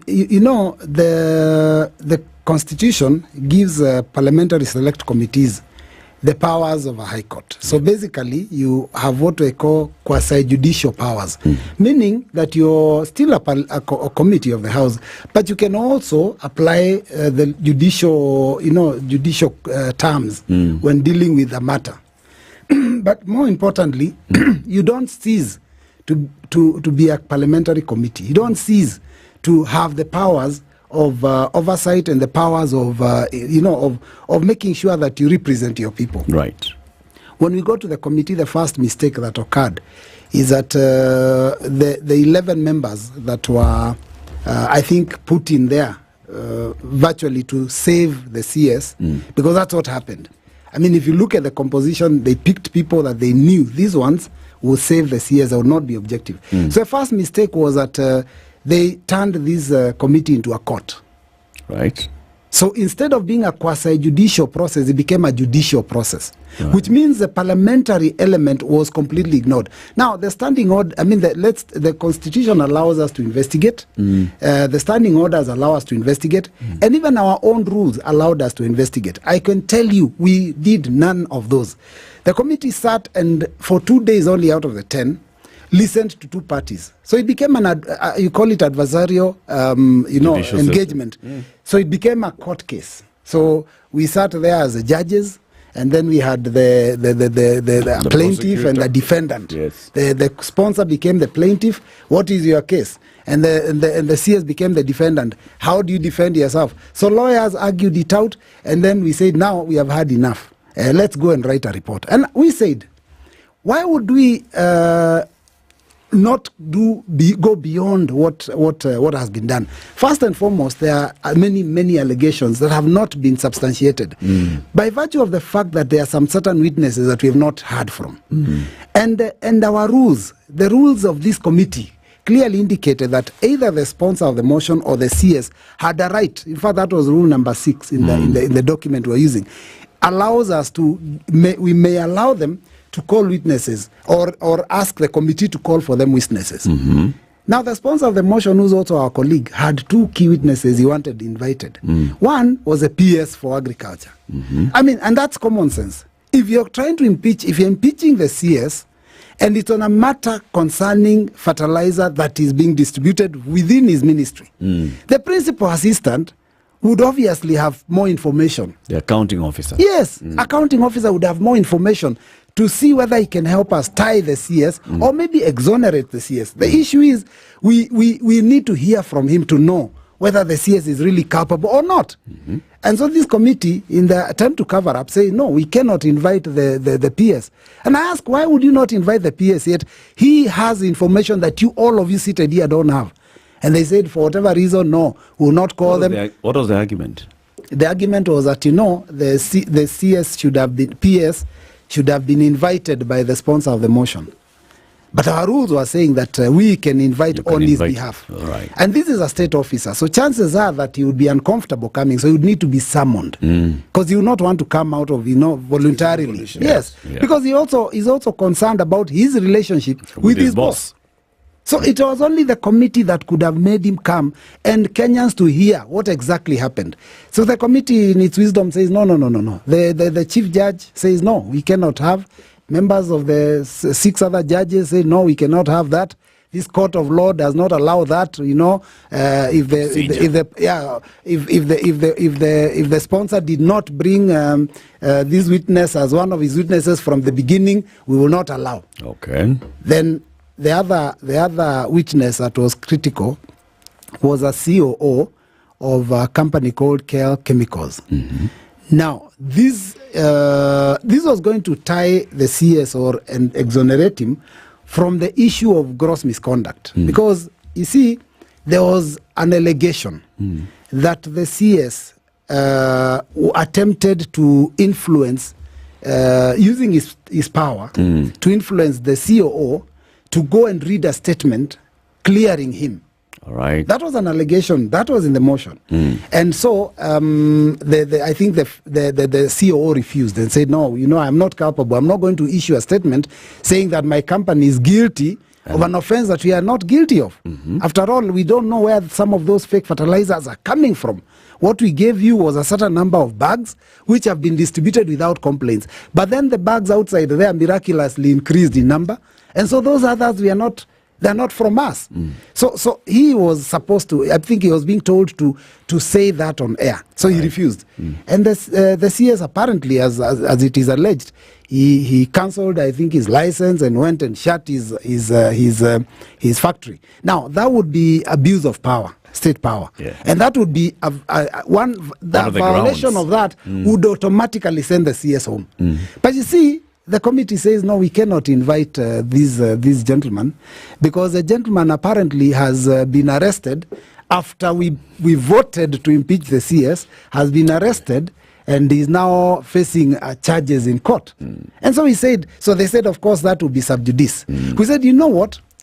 We will not allow the discussions to go to the charge sheet in court, which is about, I think, purchase and distribution of, I think, is it substandard products and all.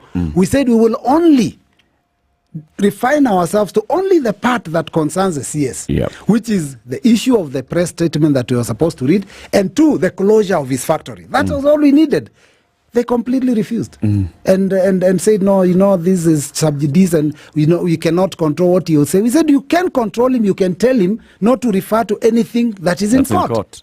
It is possible because that's the power we have. I tell you, it was a shame. They completely refused, and that's why we had to pen our dissenting opinion, and we said we cannot be party to these deliberations because at the end of the day, I mean, the committee has been put together for one singular purpose, to save the CS. And that basically means even if the CS shoots someone down in the streets and the parliament tries to impeach him, they will still do the same. So how would this be done? How are the members of the committee selected? Now, that's now another problem. It's supposed to be that because it's an 11-member committee, so the majority should have 6 members and the minority should have 5 members.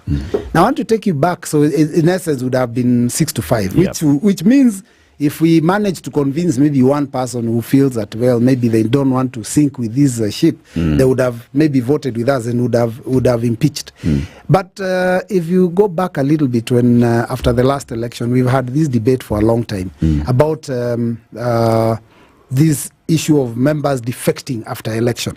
You are elected, it's fidelity to political parties. You are elected in Azimio ticket, and tomorrow you start subscribing to Kenya Kwanza. You don't get subjected to the public again, so you continue enjoying the vote that you are given through Azimio, but you are now in Kenya Kwanza.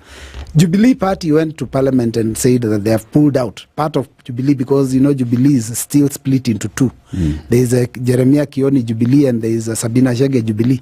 So the Sabina Chege Jubilee in Parliament went and decided that they will stand alone. They are not in Kenya Kwanza, but we know that they are in Kenya Kwanza, and neither are they in Azimio. The truth is, they are actually in Kenya Kwanza. They vote with Kenya Kwanza. They do everything with Kenya Kwanza. It's like Wiper. Wiper, we are a parliamentary party, but we are in Azimio. We don't claim to be a parliamentary party because we are part of a coalition. ODM is also a political party. They don't claim to be a parliamentary party because they're part of a coalition. Now, what Jubilee does, which is strange, is that they claim that they are not in Kenya Kwanza, neither are they in Azimio. They're a parliamentary party. They are a parliamentary party, just like UDA is a parliamentary party, Wiper, ODM. But look at any parliamentary group that is called by Kenya Kwanza in State House. All Jubilee members of parliament aligned to Kenya Kwanza will be there. So for all intents and purposes, they already crossed. So if there was to be sharing of slots, Jubilee that to be given a slot should have been amongst the 6 that are for Kenya Kwanza. Right. So what they did is that they gave 6 to UDA, and then 1 from our slots. One of the minority slots was given to Jubilee. To Jubilee, so we ended up with 4. So that's how it was. I mean, already from the beginning, it was already... Let's take a break. We'll continue this conversation shortly. The Honourable Robert Mbui is the MP for Kathiani constituency. He is the Deputy Minority Leader in the National Assembly, and he was also one of the 11-member select committee that was investigating the allegations against Medeka Linturi, the CS for Agriculture. Kenya Revenue Authority KRA reminds all business owners, including those who are not registered for VAT, to electronically generate and transmit their invoices to KRA via eTIMS. Did you know you can now register and generate eTIMS invoices by dialing *222#? Visit www.kra.go.ke to register and learn more about eTIMS and start invoicing your transactions today. The general public is also encouraged to request for an electronically generated receipt with every purchase. Vuka eTIMS leo. Kenya Revenue Authority. Tulipe ushuru, tujitegemee. Shika so much more from the Premier League on your phone or tablet with Showmax. Skips around Kaminski. With Showmax, you can pause and rewind live matches and start them late and watch them as live if you are late. And Showmax has a range of data-saving options so that your network doesn't affect your fun. It's ended up in the back of the net. It's Isika Bore.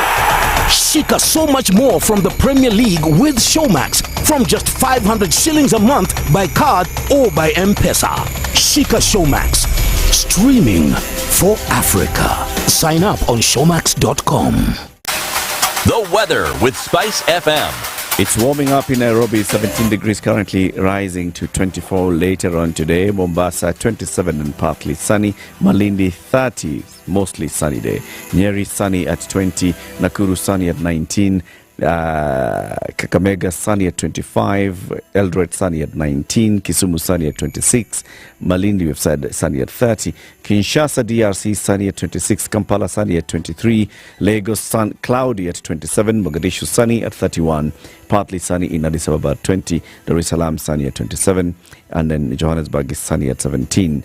What we're going to see across the globe is a continuation of the thunderstorms in Paris at 13, and then also cloudy in London at 12, and New York 16 and cloudy. Beijing in China is sunny at 28. Mature, intelligent talk every morning. Spice up yourself.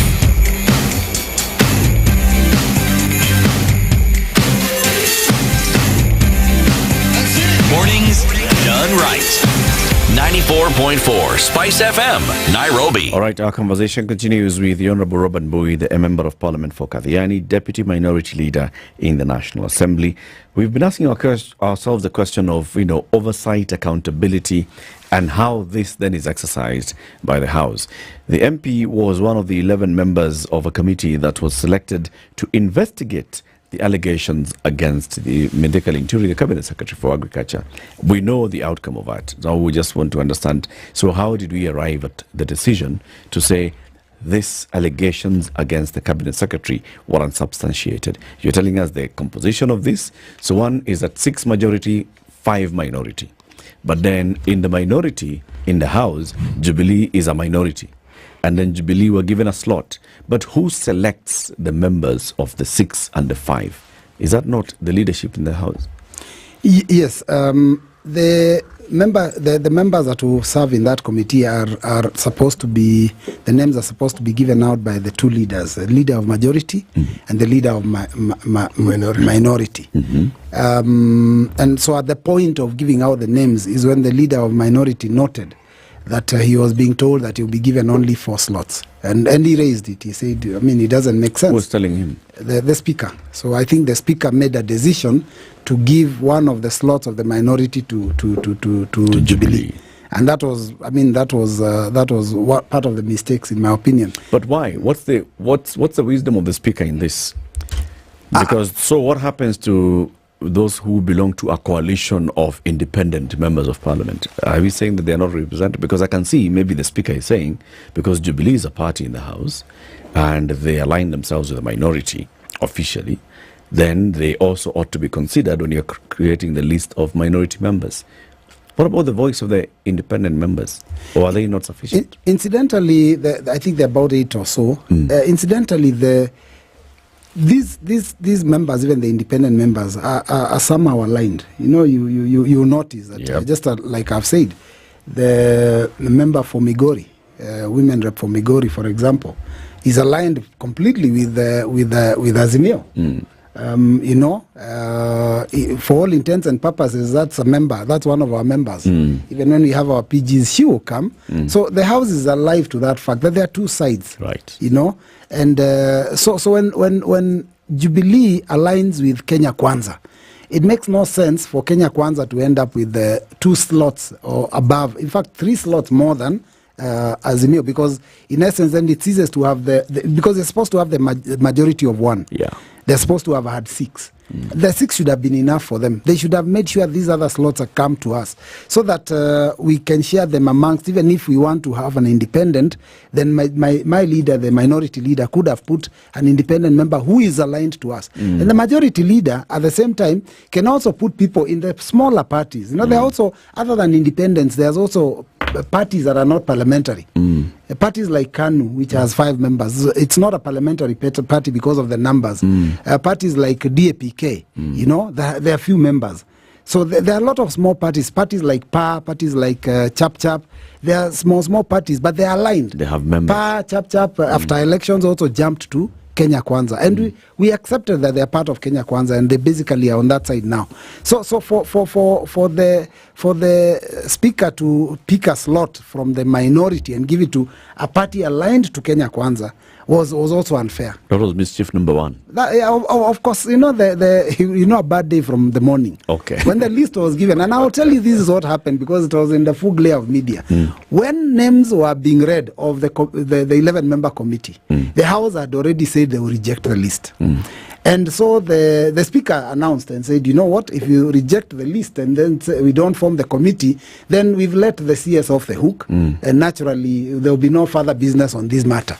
So when he said that, now it became, members realized they're between a rock and a hard place. So they had to make a decision. And you will notice this, when the names were being read out, when any name of the 7 was read out on the floor of the House, members shouted no. When our names of the 4 members were named, they shouted yes. So already members kind of knew that their saving grace is going to be the 4 members. And sure enough, 10 days later, they returned a verdict that was already predetermined.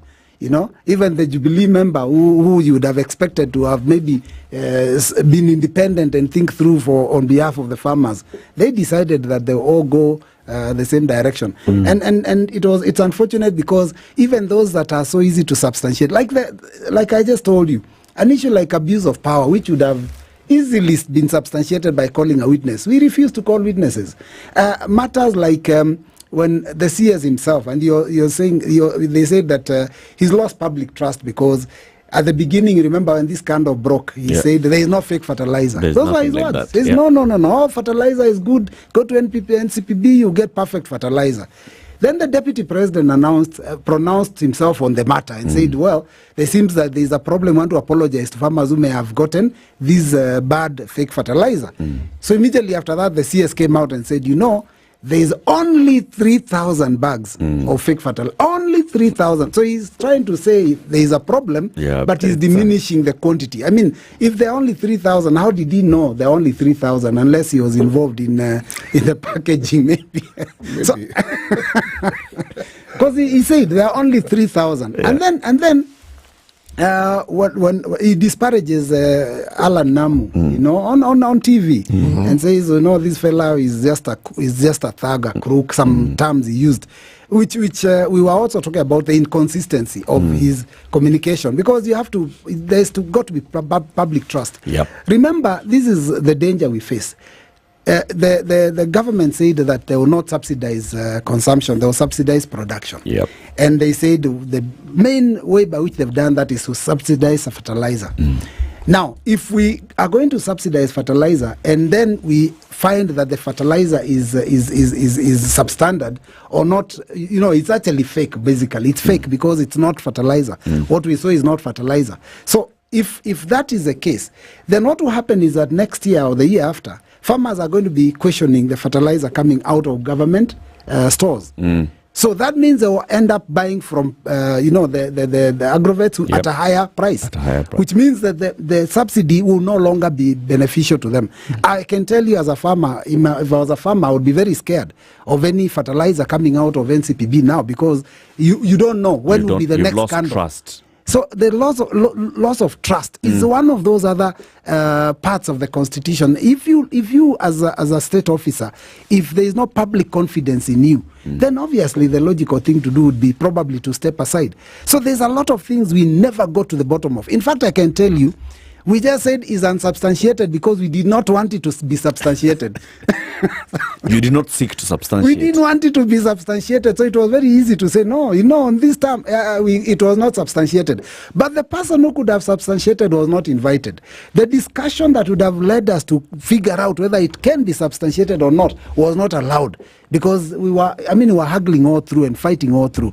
So I think the whole process was a sham. Kenyan taxpayers' money was wasted for 10 days. It was set up to fail from the beginning.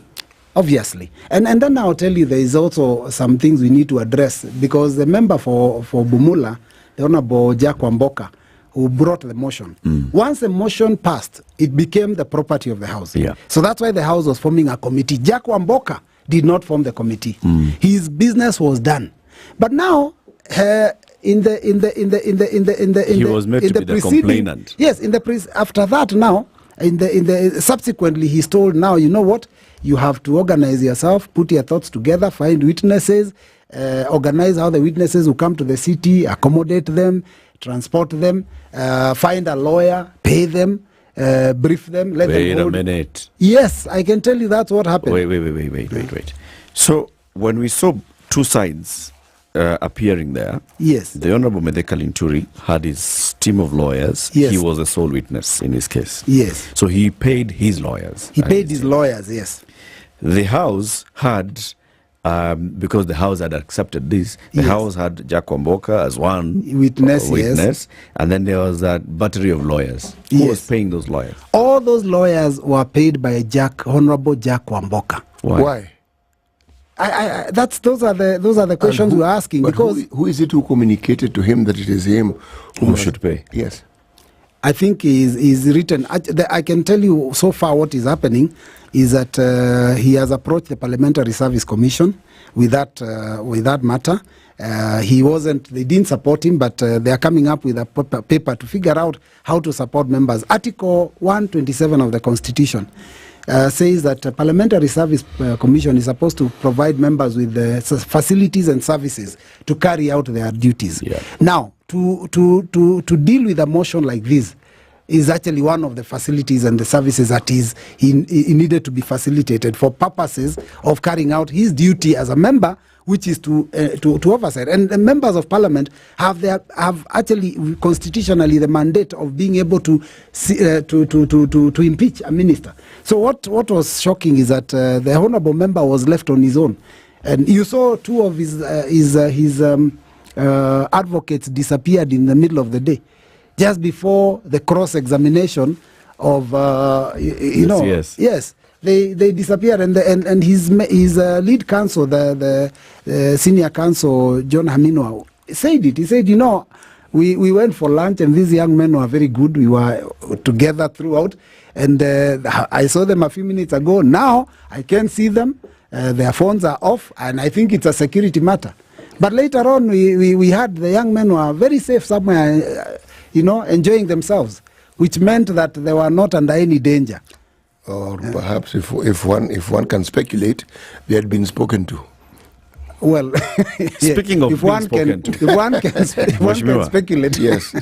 People have said, and one person who has come out to directly and openly speak about this is Senior Counsel Benazir Abdullahi, who has gone onto social media and said, you know what, there are, and he's alleging that there was exchange of cash to the members of this committee, or at least an approach to members of this committee, approach with cash so that then you can sway your decision.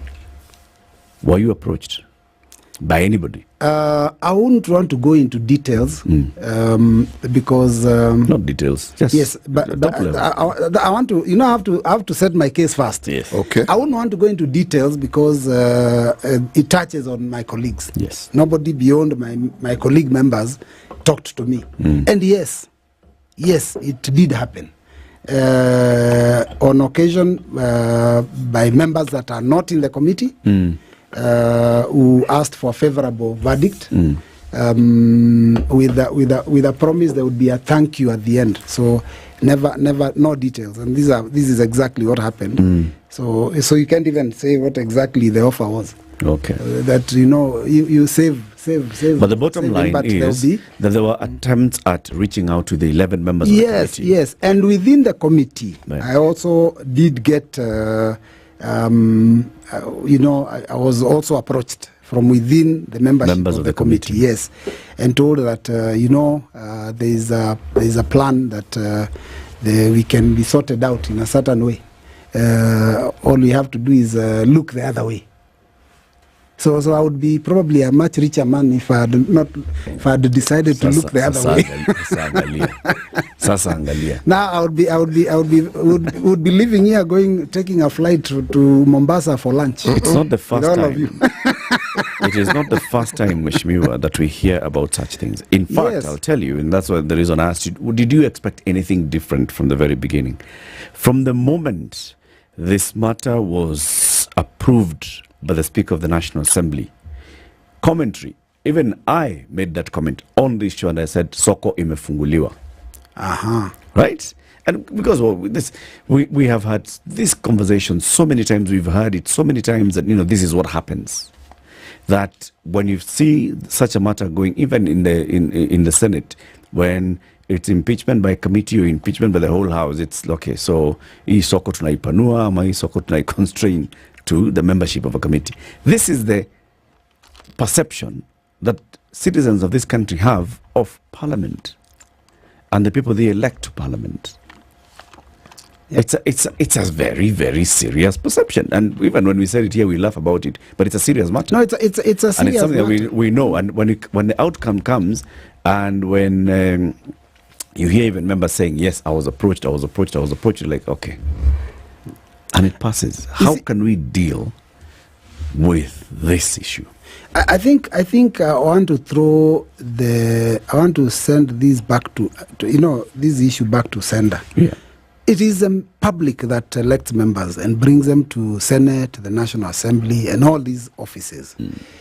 And the public have also watched, and they know. I mean, just like you said, I know that there were also members who would really have wanted to be in the committee because of what you've just alleged. Because of the opportunity. Yes, because of and you know, the thing is, I will say this, that out of the 11, 4 of us clearly, of course, couldn't have touched anything because we had to go. We went eventually against. So, but I won't say the others took. I don't know.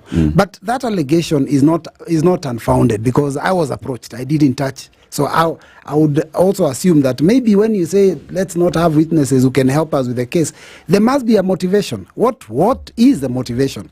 You see, that's the thing I ask myself. So I think when it comes to the general public, when they are also doing the elections, let them also, you know, maybe look at the kind of people they bring to the house. Because when the parliament is in disrepute, when the committee of 11 members is in disrepute, it extends to the house. It also reflects on the house because they are not drawn from outside the house. It reflects negatively on the house. And when the house is also in disrepute, remember it reflects on the country because these are representatives of the people. So if the representatives act in a certain way, they can't be acting against what the people are like. So I think this is a big problem and that needs to be addressed. So Kenyans need to figure out, why the problem comes in is because during elections, you find the people with deeper pockets are likely to win. Yeah. So what does that tell you? That already soko pia imefunguliwa at the grassroots. And I want to be candid because that's a reality. Announce akigazette the date of the election. Soko imefunguliwa. Yes. And you know, so soko imefunguliwa even for the general public. So they wakule where they can. Then after that, now the same fellas now who are out there, who are the victims, now get into the house. So now they start kurudisha pesa yao. You know, Mheshimiwa, one of the things that the voter cannot do, they cannot know what the hidden desires of the elected leaders are. When leaders are elected in this country, there are many instances where we've had leaders who are elected who don't really have any money to speak of. It means the people have decided, that is the person with money we know, this is the person we also know. We feel this is the person who could represent us. Now, there is no measure for what it is, or there is no foretelling what it is that good fortune or the effects of good fortune will bring on the individual. We asked that question here with a tinge of humor is, what air do people breathe when they get into parliament? Because we know many people who are genuinely sincere. Yo kitu, you see, like in high school, the way they put something maftata. Yes. Kwa githeri. Ile chai. Ile chai kwa cafeteria ya bunge. Bwana, ile siku ya induction. Wanaweka. But I can tell you from my serving my third term, my observation is this: the public sometimes, you know, they bring in people, of course, from all walks and sizes, and you know, rich people, poor people, tall people, short people, everyone. And we all congregate there. And I think there is also quite a number of people that are fairly wealthy, in fact, extremely wealthy, that are elected to the house. So I think what happens is that somebody who comes in and was a head teacher somewhere, a principal somewhere, who doesn't have much in their pocket, is suddenly rubbing shoulders with extremely rich people. And then, of course, the income, or rather the pay, is not very small. So there's this attitude and no more natural tendency for people to also want to go up the ranks. And so the minute they go up a little, they want to compete now with those that are multimillionaires who have been, in the system for long. So somebody is a first-time member, they also want to get rich quick. And so tendencies, the ability to be swayed is quite high. But it's not all of them. It's just a few individuals you see who succumb. There are also many members who just serve diligently. They're 5 years, get re-elected or even lose. But there are very many members who are also clean. The biggest problem is that, those that are notorious are the ones that are known more. Because those that will do crazy things, suddenly you have come from nowhere, you have money, you start flouting it, you go on overseas trips, you're taking photos in the aeroplane, you're taking photos out there, You know, you get now a new girlfriend, you start having her on your shoulder, you're hanging on your arm, you're taking photos, circulating. That's what causes. But it's just a few people. Let me just say, there's maybe a very small percentage, maybe 10, 15, maybe 20. But you know something, Mheshimiwa, maybe 10, 20. But that's not what we judge our representatives by. It's how they vote. Because there are very many issues that come into Parliament. Yep. Let's take case in point. We're now going to be looking at the finance bill. The ceiling that the executive is allowed to reach when in terms of borrowing. That decision rests with Parliament. So when we talk about the onerous task of paying back our taxes, paying back our debts, and the percentage of our GDP that actually, or our revenue that goes to paying taxes, we laid at the foot of Parliament. But you are the people who gave these people this ceiling. We don't see ample evidence of where we said, okay, ceiling, we understand, we also live here. But can you tell us what you did with what we gave you before? Now, it may be asked once or twice, but we do not see Parliament vigorously holding the executive to account. That's what they're supposed to do. It is said, and it's in the public domain, that people feel in this country that Parliament is like an extension of the executive. Now, there are those voices that dissent. Sometimes we hear them, like in this instance, we've heard it very clearly and very loudly. The other instances, we don't even hear a whimper. I would love to hear a situation where there was no whimper when the executive was doing its excesses. We have always held them to account. The problem is we will shout, but the shouting from the other side is so loud that we sound like a whimper. See what you're doing That's now. a problem. See what you're doing now. You're shouting. You see, what you say in Parliament and telling us to read the Hansard, I'm not going to read the Hansard. Why should I read the Hansard? What for? Also, so we need to get it out. That is the point. If these people are loud, why don't you also become loud? You see, the only way you will be judged by the public is if they can see, if they can hear, and they'll say, okay, they were defeated, but man, they put up a valiant fight. That's why I use the word whimper, because you barely hear it. Barely hear it means that when you look at us in the fourth estate, it'll be full of what, as you say, the other side is saying. Now, unless you're saying that those who are in the opposition bring their issues and we ignore it completely. I don't think that is the case. The fourth estate doesn't actually do that. Yeah, I agree with you. Yes. If you come with your issue, you'll be given an equal footing. But if you don't come, or if we ask you to come and you don't come, then what do we do? Well, that means we need to shout more, which we shall. Louder. And we shout louder. Yes. We will keep shouting louder. Yes. Yeah, because if we don't, incidentally, the way the country, where we are headed, is a very difficult place. I mean, you've heard of the new finance bill being proposed. They've forgotten that we have not even healed from the wounds that have been inflicted by the 2023 one. In fact, we have not even fully implemented 2023 finance bill. We are still grappling with it and struggling with it. Then they've brought another one. Let me ask you a simple question, Mheshimiwa. You've been in Parliament now and you understand your colleagues.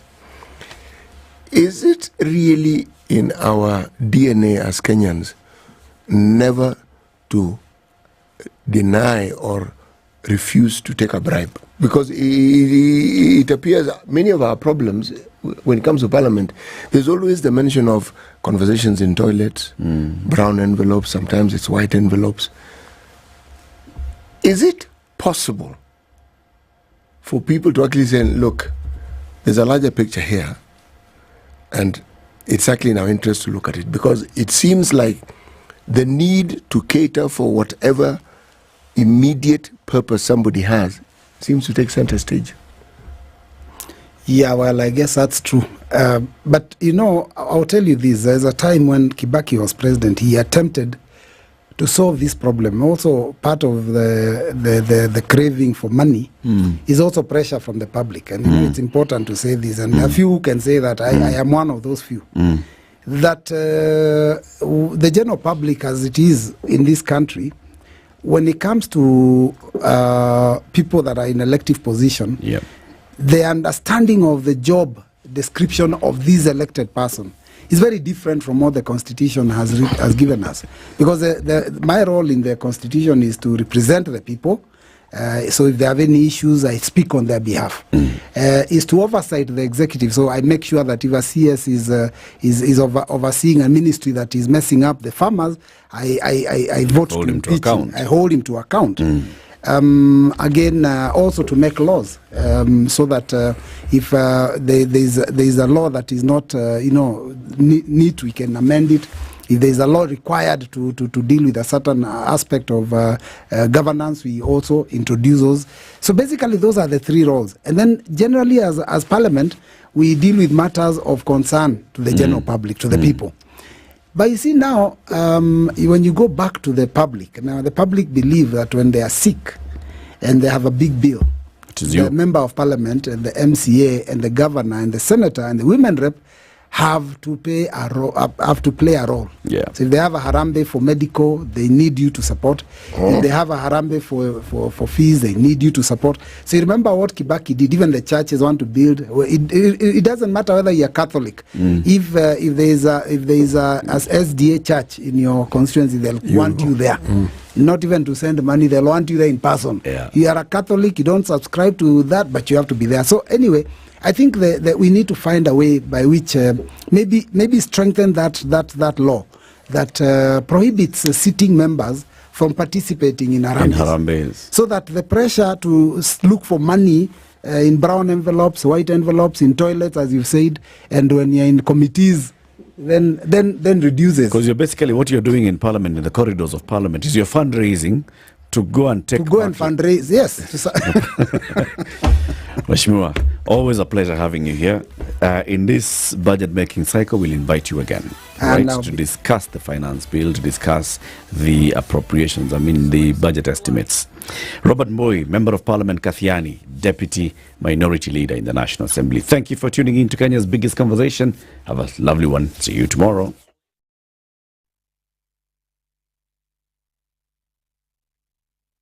Good morning, this is Newswire. I'm Dennis Aseto.